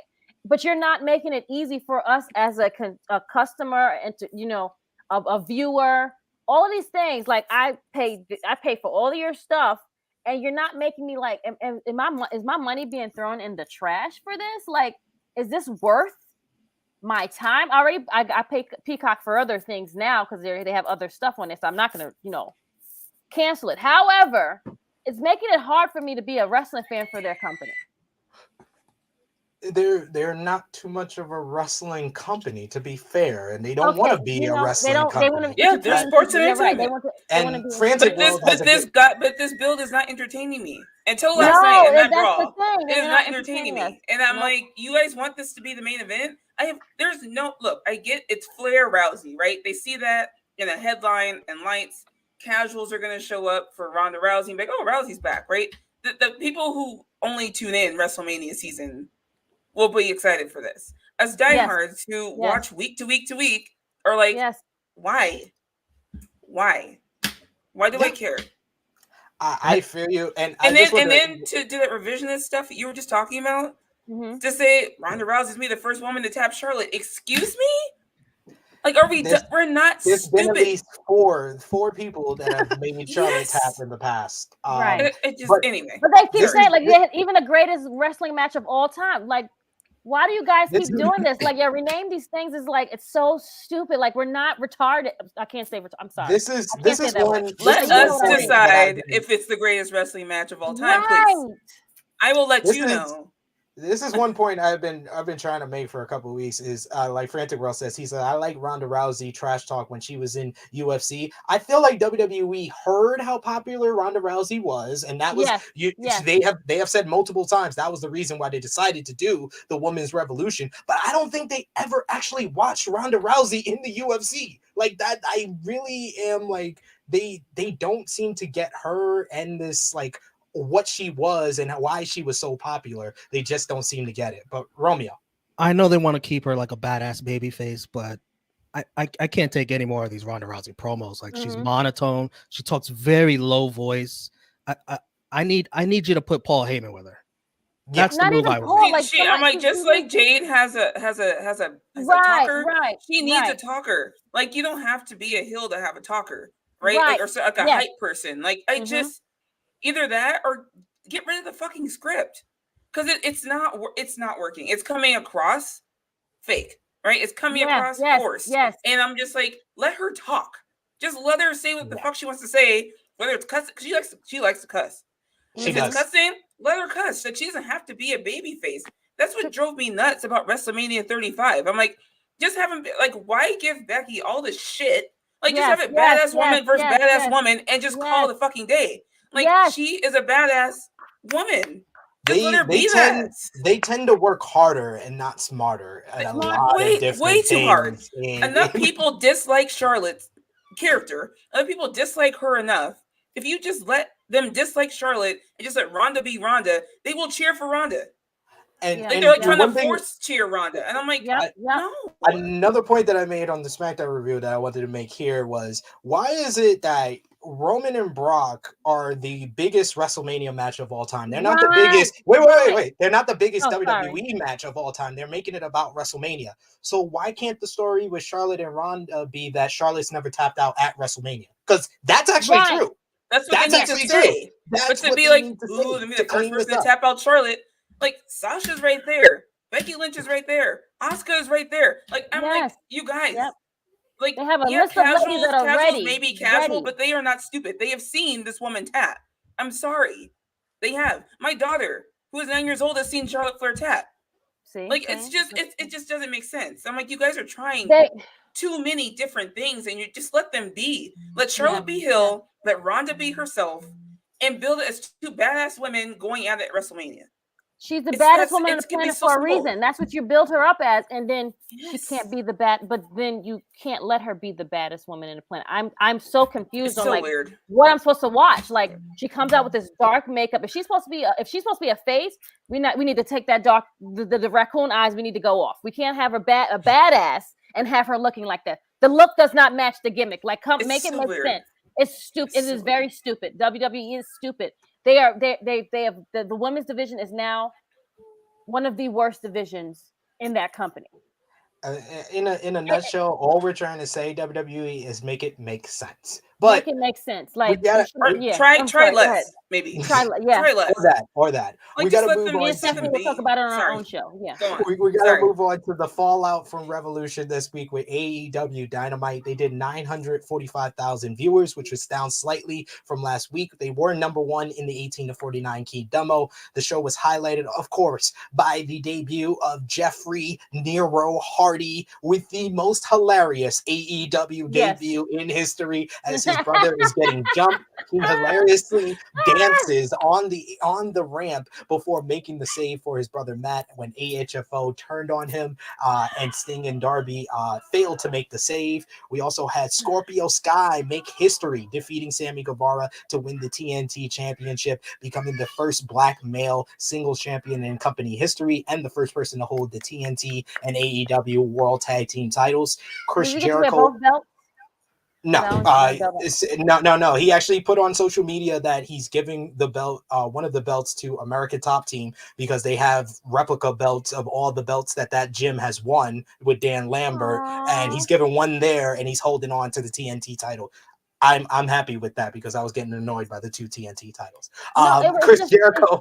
Sammy just made it annoying, but I'm sorry. Go ahead, finish, friend. Chris Jericho officially turned heel and betrayed Santana and Ortiz to end the Inner Circle. He attacked Eddie Kingston and aligned with Jake Hager and Daniel Garcia and 2.0 to create the Jericho Appreciation Society. Hangman Adam Page beat Dante Martin to retain the AEW World title. You also had Jurassic Express defeat the Acclaim to retain the AEW World Tag Team titles. And of course, like we mentioned earlier, Thunder Rosa beat Layla Hirsch to advance to face Dr. Britt Baker DMD next week inside of a steel cage for the title in Rosa's hometown of San Antonio. Steph, what was the highlight for you from Dynamite this week? Because a lot happened. I didn't watch it live. But Rosa's reaction when she heard she's getting that cage match, I was like, yes, girl! Like, oh my god, that was so. I guess it's her dream come true. Like, this is what she's been waiting for. Like, this is what she's waiting for, man. Yeah. Like, I felt that, right? Like, I was like, yes. And then, I did see Jeff Hardy come out because I assumed he was going to when his brother's being beat up. I'm not gonna lie, you guys. I was rolling laughing when I was like, is he dancing right now? Like, I was just like, you know what, this is the most Jeff Hardy thing to do. My wife, who doesn't watch AEW at all, I showed her that and she laughed for a good 5 minutes. So she doesn't entertain it. She doesn't watch it at all. Well, I mean, I don't think legally she can because of where she works, but that's another topic altogether. But yes. Go ahead, Steph. Okay. No, but it was the most Jeff Hardy thing to do, right? Like, I was just like, this is great. And like Jericho went from like one faction to another. I was like, can you just be on your own, bro? Right. Be on your own for a little bit. Right. Give yourself some space. Like, and I guess it makes sense. I suppose. Okay, another faction. Sorry. Yeah, that I love factions, but he literally went from like one that was like together forever, and then to another one. And I'm just like, I mean, I guess it's a way to get multiple people out there and some TV time. So I'm like, I guess, yeah. Yeah, I get you. I like the Eddie Kingston promo. I thought Eddie was genuine. He was real. Also, we should note William Regal had a great promo. He went long. Yeah, he did. He went long like the Mr. T Hall of Fame speech, but it was definitely genuine and passionate. Right. We also had Rampage last night.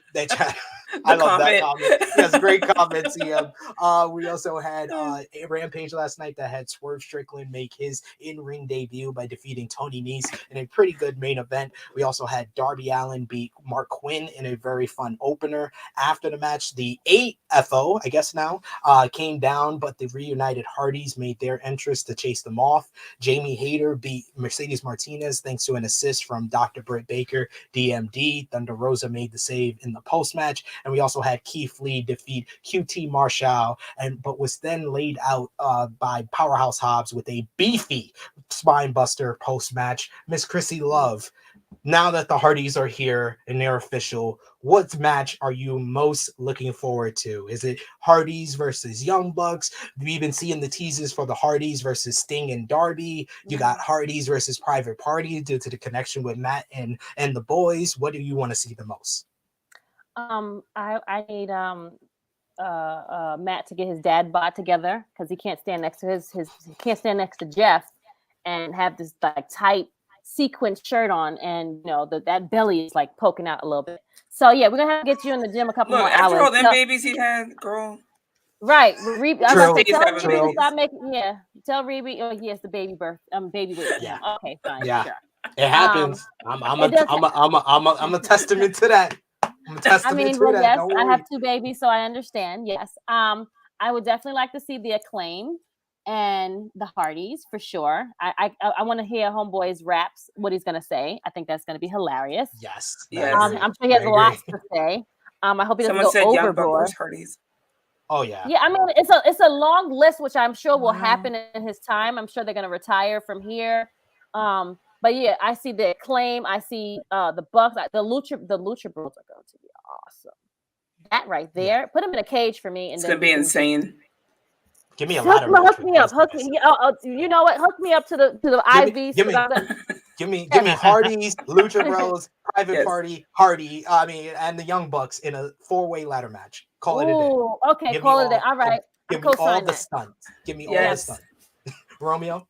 They should hold off on this for a while, but Hardys versus House of Black, because the House of Black is going to bring out the broken Hardys out of her. Oh yeah, you're right. That's a good shout. That is a good shout. Yeah, the way he just popped in and dropped that and then left. Yes. Is that what he does? Yes, that's what he does. That's what he does. From his producer chair in the sky. He's back there making memes, and he just comes in and out from the sky. Yes. Exactly. But we also had more title changes besides Scorpio on AEW Dynamite. NXT 2.0 Roadblock. They did 613,000 viewers, which was up from last week. Dolph Ziggler defeated Braun Breaker and Tommaso Ciampa to win the NXT Championship in a shocker to most.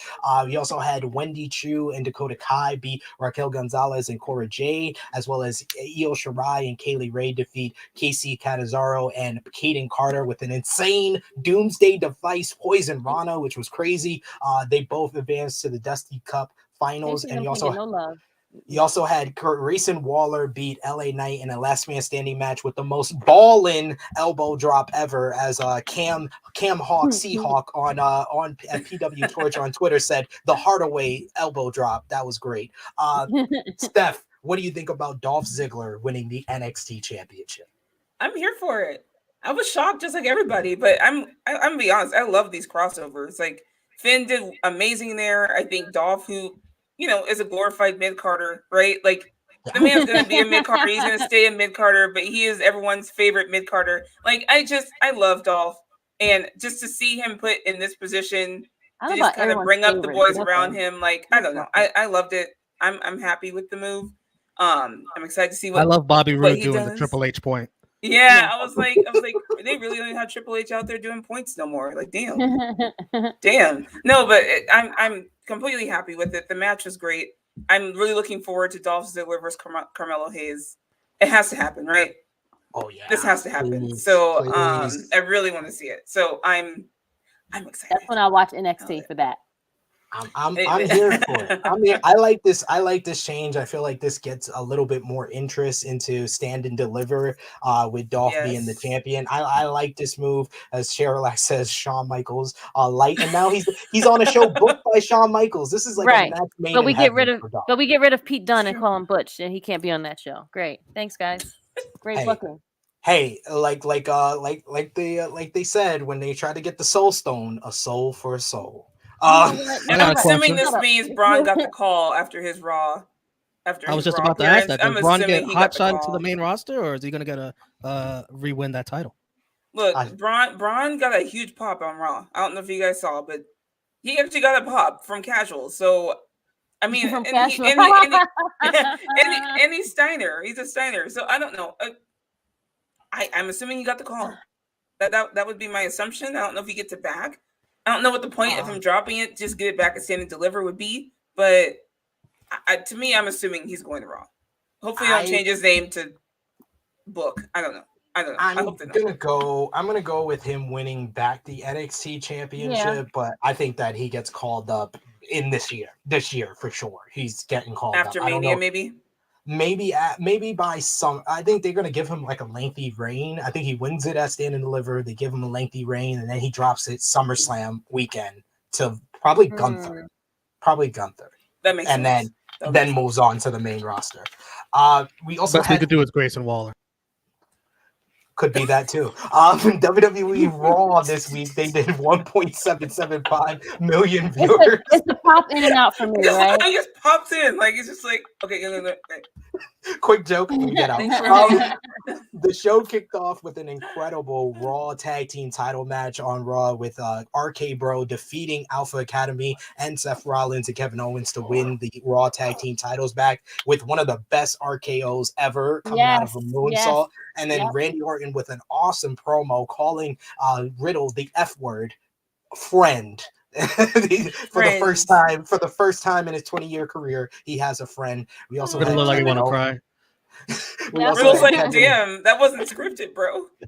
We also had Kevin Owens, who was distraught after losing this matchup, challenged Stone Cold Steve Austin to come on the KO show at WrestleMania 38 in Dallas, Texas. And of course, the following day on social media, Austin accepted the invite with a great promo confirming that he will open up a can of whoop ass on KO at Mania. Krssi, what do you think about them promoting this KO show with Stone Cold Steve Austin, not as a match, but as a talk show that is going to be physical? So, I love KO's promo. Great. I thought it was great. I hate that WWE had to put the next day Stone Cold accept. How do I know he accept? You sure that's not the people at the desk that work for your media team and said, okay, let's get this picture? Because that's what happened. Why didn't you just let's let Stone Cold answer on Friday with his great promo? Like, come on, guys. Like, this is the people of entertaining, but you can't entertain for shit because this is the crap that you give us. No, I agree. I said this on my podcast earlier this week. I don't get it. I don't get it. Like, okay. Why? Okay, he calls him out. He's doing like how like John Cena called The Undertaker. Great. We're still copying and pasting shit. Nothing is new here. Okay, nothing is new. We're gonna put it on the KO show. Sure. Instead of he has a KO show instead of him sitting in the damn stands with the fans with a fucking ticket. Great. Whatever. Make it make sense. I'm excited to see what's going to happen on this talk show because I know Stone Cold's gonna come out on a bike, something crazy because the ramp is gonna be like 3 blocks long. Great. Okay. 3 Manhattan blocks. Have you ever been to Manhattan, Stephanie? You know how long Manhattan. I have been. Girl. Okay, so you already know how long the blocks are. So he's gonna come down this long ass ramp on one of these, on the same, probably the same bike. He's gonna come down the block, he's gonna come up the block out the curtains. I'm going to the store, guys. I'm gonna just run up the block. He coming down the Ave. He coming down the Ave. Not even the street. The Ave. So SP lives in the Bronx. So he's coming down Fordham Ave. Fordham Road. You know what I'm saying? He's coming down Fordham Road. We going there. And we coming back. For Brooklyn, it's Fulton, it's Flatbush. That's what we got in Brooklyn. You know what I'm saying? Okay, I digress. I'm getting off topic right now. However, what I'm saying is, I don't know, Stephanie. I can't name a block from where you're from, so I can't give you. It's okay, girl. I live in the desert. Just say cactus Okay. to cactus. It's fine. Great. It's fine. Okay. So you were just like Stone Cold. You came up the desert. You know what? So he drove down Correct. the. In my four-wheeler. When Steph finally wrestles, she's gonna do the coast to coast, but we're gonna call it the cactus to cactus.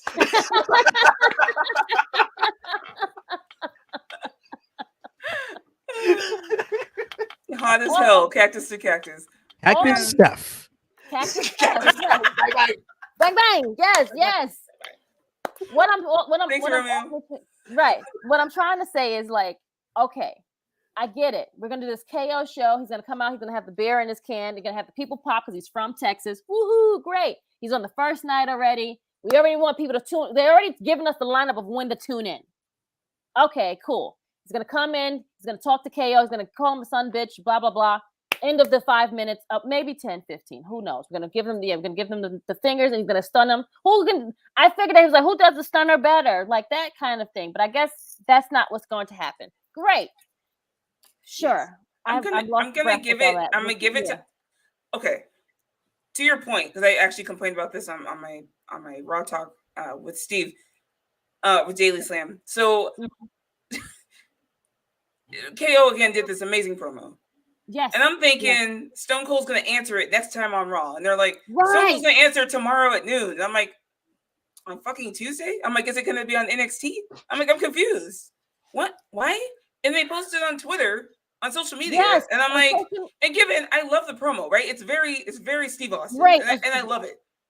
But why? Like, why don't we you can pop ratings next week by possibly teasing that Stone Cold may or may not show up and answer him? Yes. Why? Oh my God.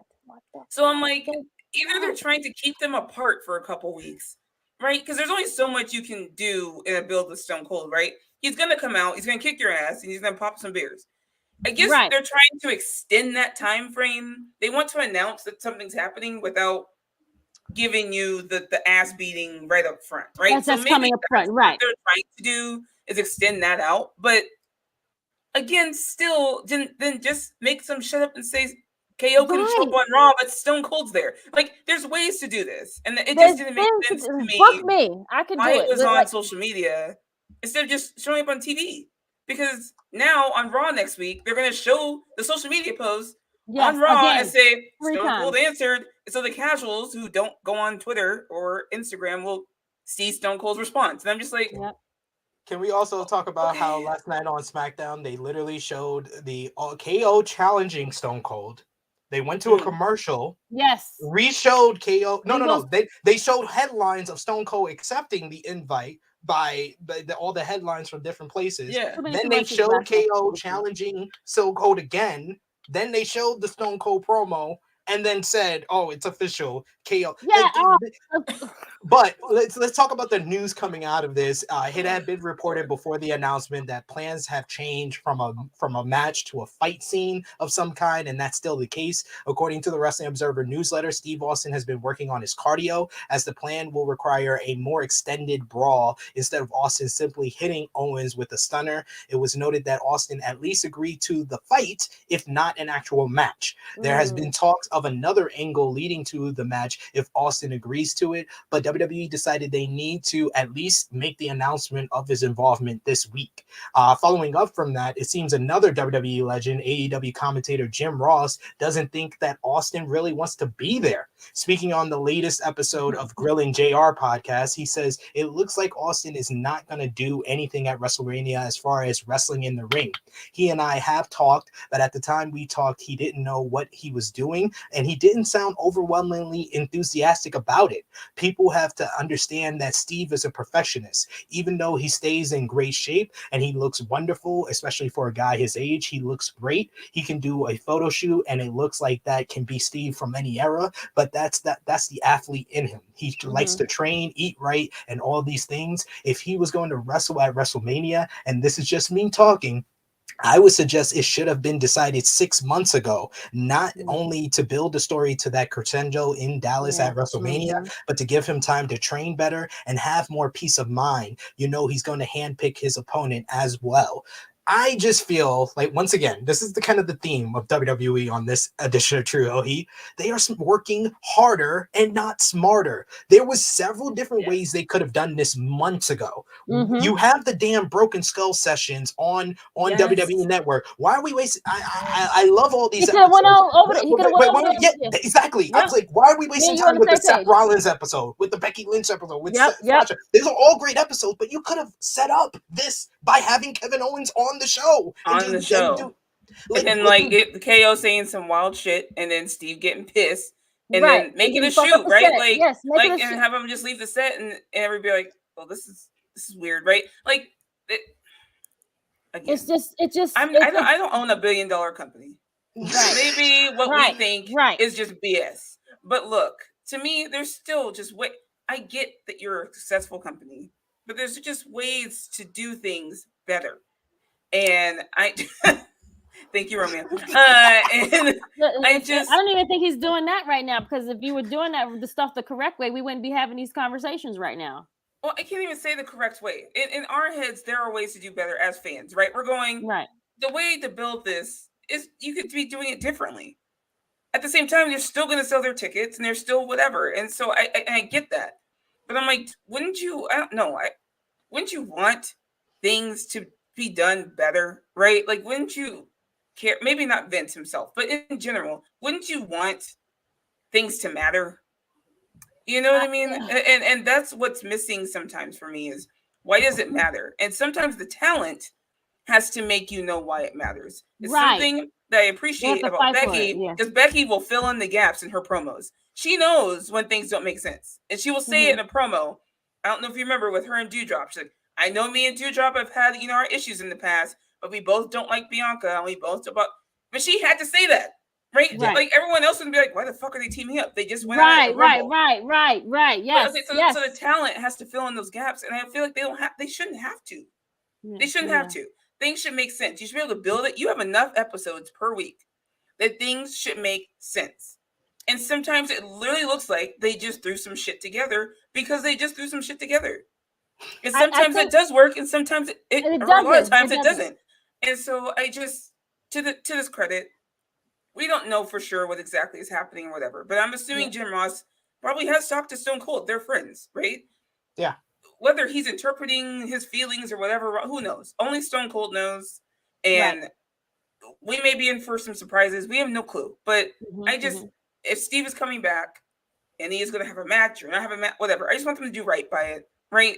It's in his hometown. It's Stone Cold. It's been, 13, 15 years, whatever it's been. I want, it's going to be nostalgic, especially for me. I'll probably, as soon as the glass shatters, I'm going to tear up, whatever he's doing. And so I just want it, I want it to matter. It should matter for KO. This is a big deal.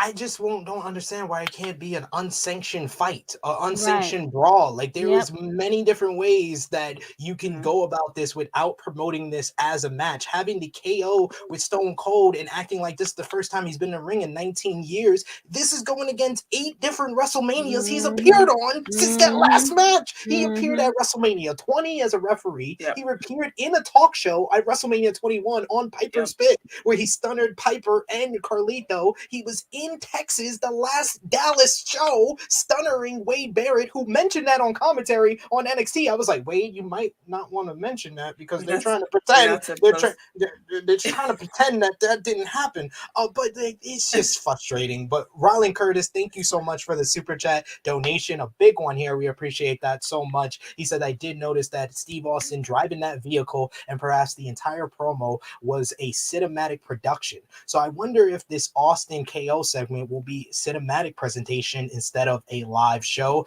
I think it is going to be a live show only because they want to do the moment, like Steph was saying, the glass shattering, people popping, him coming out. It only makes sense to have it in front of the fans. So, man, but I think that's all for what we missed with WWE this week. To finish up, To finish up what we missed real quick, Moose on Impact on Sacrifice was last Saturday. You had Moose beat Heath to retain the Impact World title, and then Josh Alexander returned to attack him. He let him know that he has officially re-signed with Impact Wrestling and will face Moose for the title at Rebellion on April 23rd. You had three major title changes on the show as Tasha Steelz, yes, Tasha Steelz, finally won the Impact Knockouts World title by defeating Mickie James. You also had Violent by Design beat the Good Brothers to win the Impact World Tag Team titles.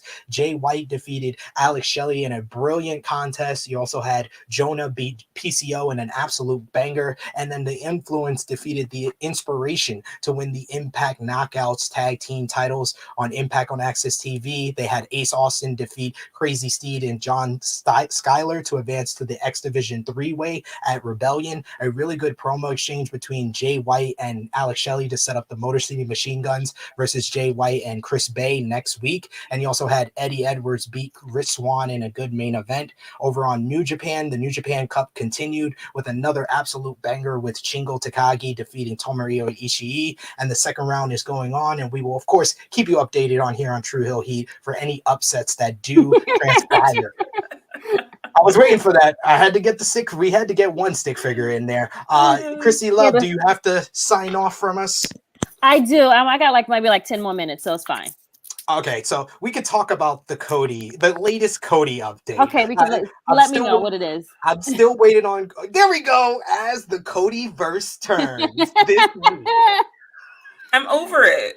He did it. To be honest, I don't even know if I was on it in the first place. Like I think I said on my show, I was like, I'm still in disbelief. I still don't think he's coming to WWE. I just don't. I just want to say stuff. I absolutely love Romeo because I asked him for this last week because this is going to be a weekly segment. Where is he going? We should have Days of Our Lives, like the hourglass. You should have one of those with the music. Yes, with the music. Yep, there you go. Stop it. You see? Yep, that's it. Stop. There you go. Yes. I need to just walk around with me in life and just have shit ready to go like this. Like this is amazing. This is amazing. So, Fightful has a new report collecting some of the latest notes about Cody Rhodes' current status. The report notes that Cody is well aware of all the rumors flying around about him, but of course, hasn't offered many details about what's next for him. It's the music for me. The report notes that people close to Cody and his team had been downplaying the idea of him going anywhere and for quite some time, and seemed keen on lowering the profile around the rumors surrounding Cody. The report notes that within WWE, most talent had never specifically been told Cody was coming in, though there was a lot of discussion as well as pitches regarding the idea of Cody Rhodes versus Seth Rollins at WrestleMania. That is currently uncertain, according to the creative side. As Harlem says, nothing has changed as far as they know. There were several AEW stars over Revolution weekend who believed that the deal was off and Rhodes wasn't returning to WWE, but that was all purely speculative. Finally, the site was told that there would be something worth looking out for regarding Cody's future in the Hollywood trade publications, but no indication as of yet. In the latest Wrestling Observer Radio, it was noted that WWE still wants Cody and is trying to bring him in for WrestleMania. There isn't much time left as the show is 3 weeks away. It's believed that WWE wants Cody to make his return at Monday's Raw in Jacksonville, Florida. So if there is a deal and it has been made, he will likely show up then. If he doesn't appear on Monday, then the deal hasn't been closed yet. As the talks have been fizzled out, it was off the boards a couple of days ago. Cody and WWE have confirmed they are still talking. According to the Wrestling Observer newsletter, the belief in WWE is that Rhodes hasn't signed because either he's trying to get a better deal, leveraging the fact that WWE wants to put on the biggest WrestleMania they can, or the deal is not going to happen. And this has been True Hill Heat 166 as the Codyverse turns. Bravo, SP. Let the music go. I was jamming. Bravo. I mean, wow. This just proves my point is that they're just sticking WrestleMania. They don't even know what they're doing with WrestleMania yet. They're still putting the pieces together. This is something that's supposed to be planned after last year's WrestleMania, and they don't even know what the hell they want to damn do. So this proves my point is they don't even know what to do with Cody. They don't know what to do with the people on the card. It's just craziness to me. Foolishness at its finest. But bravo to you for that report, SP. I loved it. It was the music for me, basically. Loved it. It was the voice. Like that voice was just calming. He was selling me something on the infomercial. For sure. I want to buy it now. Yep. I'm gonna try. I'm gonna try AMSR next. That's gonna be next week. I'm gonna do it AMSR style. Cody, as it goes in the voice. Yes. Well, you know what? According to IWC, he won't be using it next week because according to IWC, he's premiering in Jacksonville. There we go. So do you think? Do we see Cody this Monday on Raw? Krssi I don't Luv? give a shit. Sorry. No, I really. Yeah. Yeah. There you go. Sorry. Even if you don't give a shit, catch us Monday night, Rated Raw Superstars, as we watch Monday Night Raw together. The only way to watch Monday Night Raw is with all of us and all of you in the chat. Oh my god. Oh gosh. Yeah. If he shows up, he shows up. If he doesn't, he doesn't. I don't. Yeah, I'm at the point where it. I don't anymore. Like it should. I mean, like whatever. They're probably gonna ruin it and have him shown on Twitter first anyway, and don't even give us a pop that we want to. Twitter promo. Yeah, dumb. It's whatever. I don't like stupid. That was great, Miss Krssi Luv. Please let the people know where they could find you before you sign off here. I'm so sorry I have to leave, Stephanie. I apologize to you, but we will be doing our show in the next couple of days. So I'm very excited about that. So catch us on Serving Face and Heels. I can't wait. Also, but you can find me. I do Wrestling Disasters with Steve, your friend, of course. That'll be dropping like right before WrestleMania. So get ready for your barf bags, friends, because we've been doing some doozies. Other than that, you can find me on Watch Alongs. We had a great one last weekend. We had so much fun. And then you can catch me on some roundtables if I am free. Other than that, you catch me every Saturday morning with SP and Top Guy JJ. We do True Hill Heat every Saturday at 11:05 a.m. Now we gotta say True Hill Heat featuring as the Codyverse turns. Featuring as one of our topics, we're going to say featuring the Codyverse turn. We don't know where he's going to go next. Put the hourglass on there, friends. We have hours of this mess. Okay. Other than that, you can catch me on Fridays. I am with my boy Romeo. As you see, he keeps popping in like he's the Phantom. And Josh is not there, but we had Wendy with us yesterday, and we give you Raw.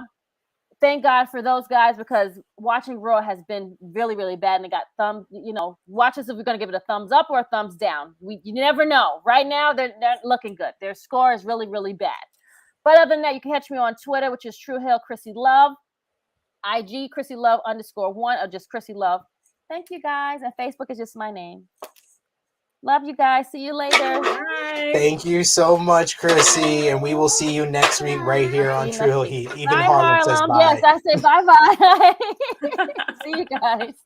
Bye. See you, Krssi. And I'm going to pop Romeo in here since he keeps popping in anyway as we finish up this True Hill Heat with a couple of final news notes. We had...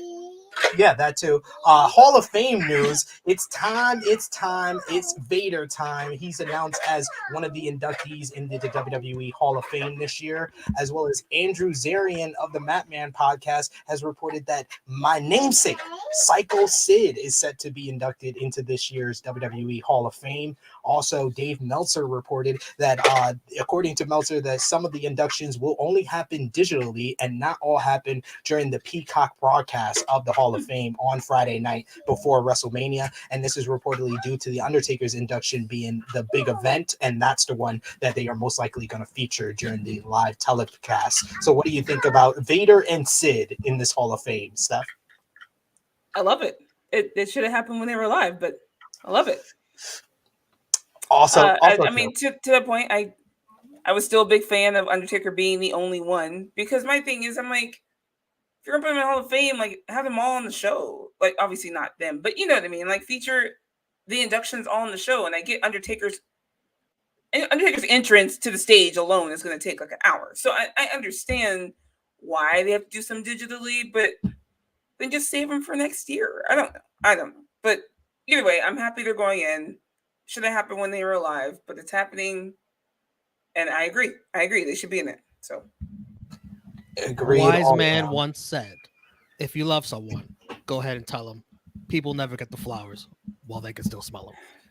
True story, and I was frustrated when Vader was announced because they literally had Mick Foley begging them in 2018 when Vader was sick to put him in the Hall of Fame, and they didn't do it. But better late than never, I guess.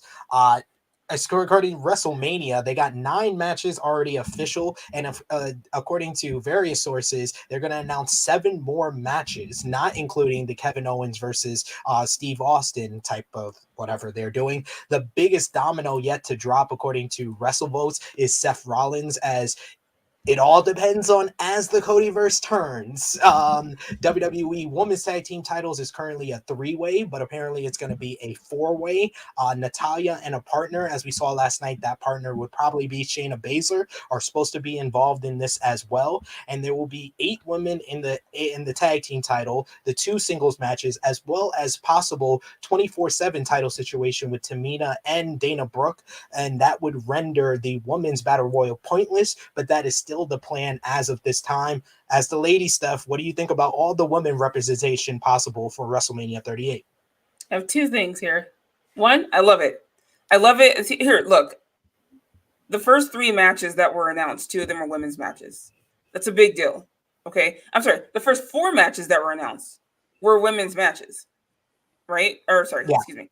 3 of the first 6 matches announced were women's matches. That doesn't happen. That hasn't happened. So, hashtag progress. However, normalize non-title singles matches. They're throwing it. Look, I'm happy for Liv. I'm happy for Rhea. I'm happy for Sasha. I'm happy for Naomi. They're throwing these people into tag teams just to be on Mania. And if they're happy, I'm happy. At the same time, we could have gotten some awesome non-title singles matches if they had just built them. I'm just saying, like Alexa Bliss, who debuted back at Elimination Chamber, isn't even on fucking Mania. I'm like, why did she even come back then? Like, it's just, I thought they were going to do Rhea versus Alexa, to be honest, because they had that whole interaction in the chamber. So I was like, oh, that'd be a cool, like, single non-title singles match. Didn't happen. So again, we do celebrate progress. At the same time, we know there's improvements that need to be made in the women's division. Some joie de vivre, if you will, needs to happen. But I was kind of hoping to see some legends come back for Mania.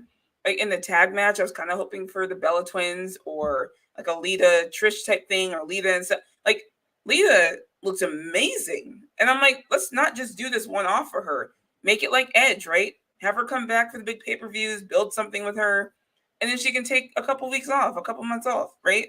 So I'm kind of hoping more on that end. You said there's 7 more matches that have yet to be announced. Hoping that's still some more women's matches, right? So we'll see.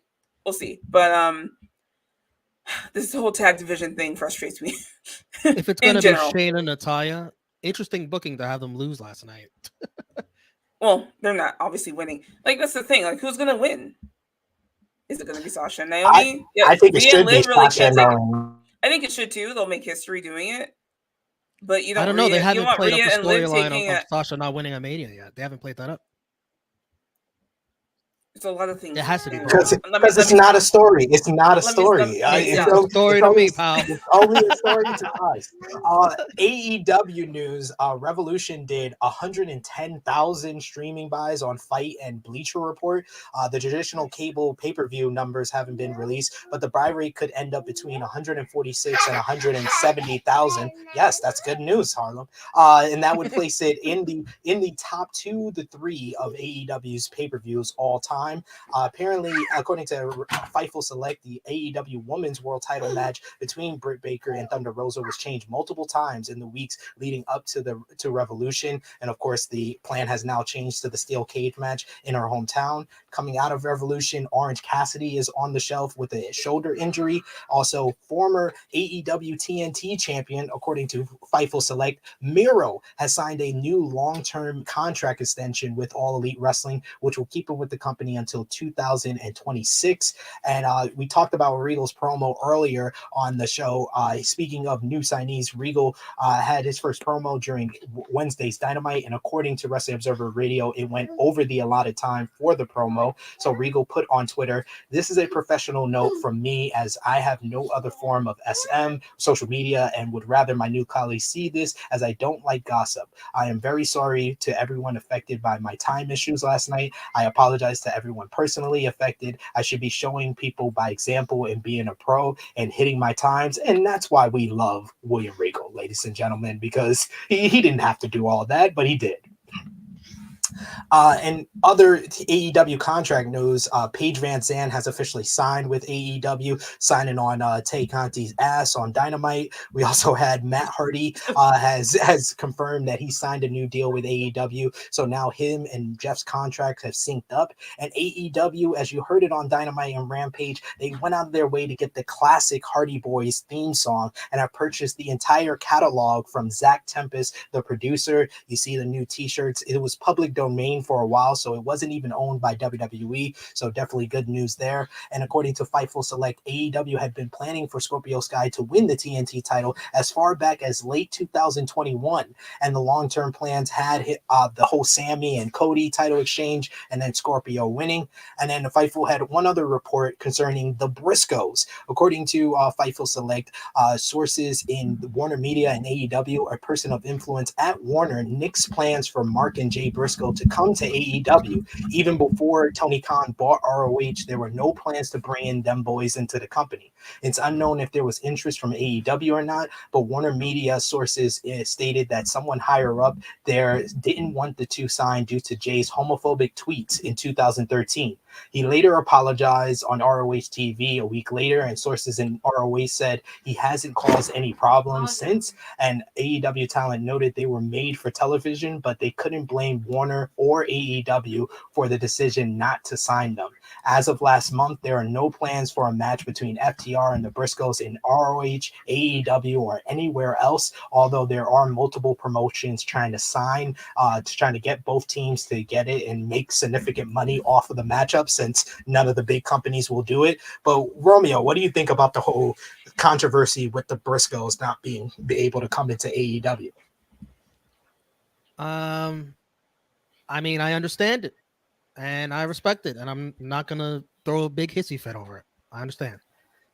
Yeah, you know, most fans are throwing hissy fits about it, for sure. Shocker! Wow. What?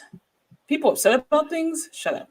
You think?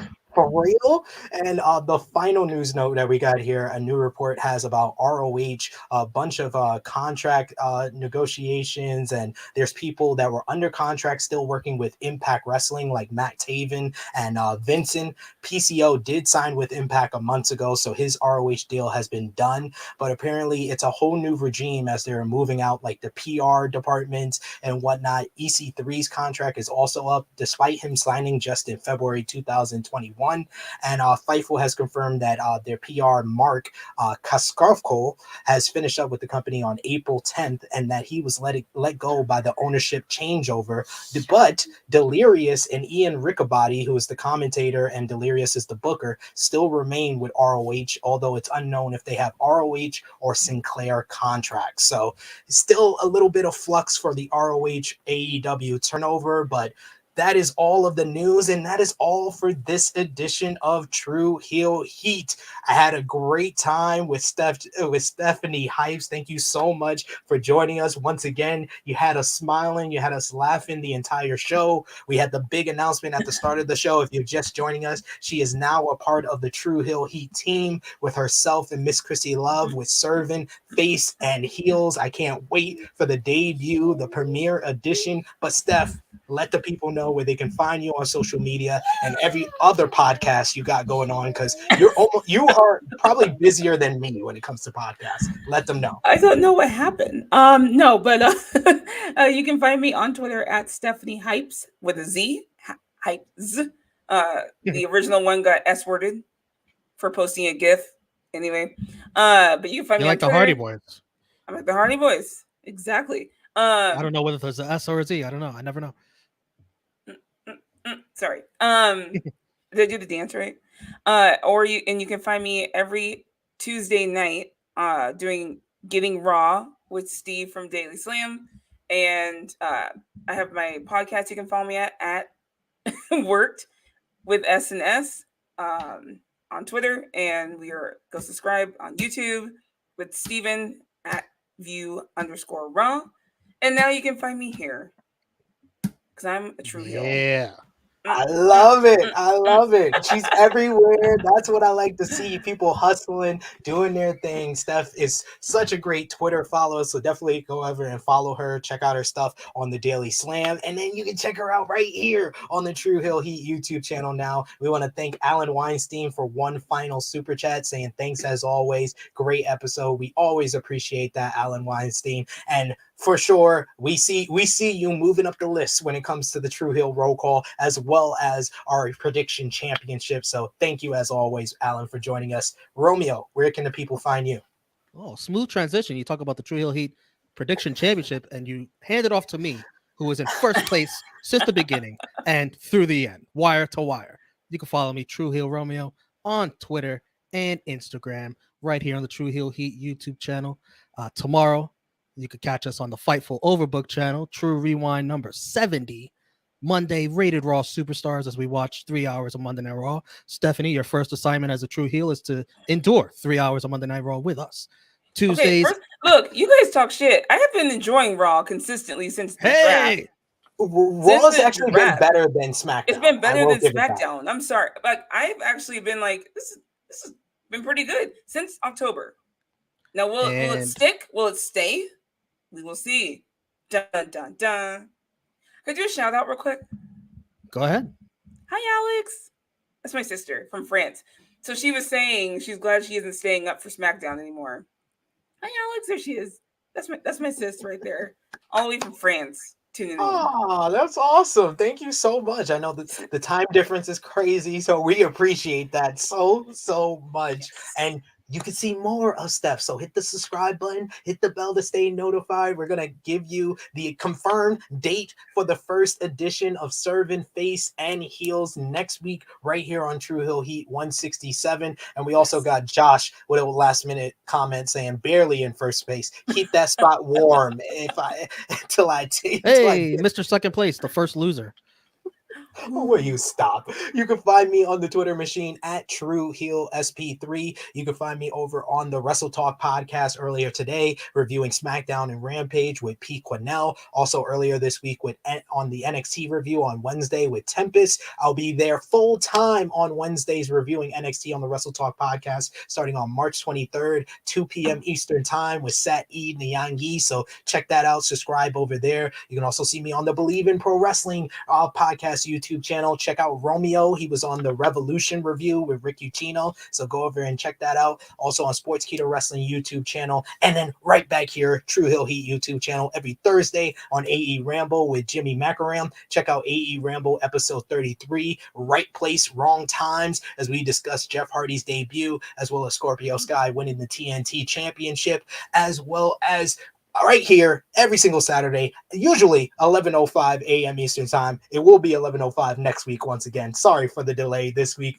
but this has been a crazy episode, a crazy week, but thank you so much to Stephanie Hypes, as always, one of our favorite special guests, and now one of our favorite contributors to the True Hill Heat YouTube channel. Thank you to Miss Krssi Luv. Thank you to Top Guy JJ. Thank you to Romeo, the producer extraordinaire. Baby Seth, also producer extraordinaire. It is me, your True Hill Phenom SP3. This has been True Hill Heat 166, Extreme Changes. We are signing off until next time.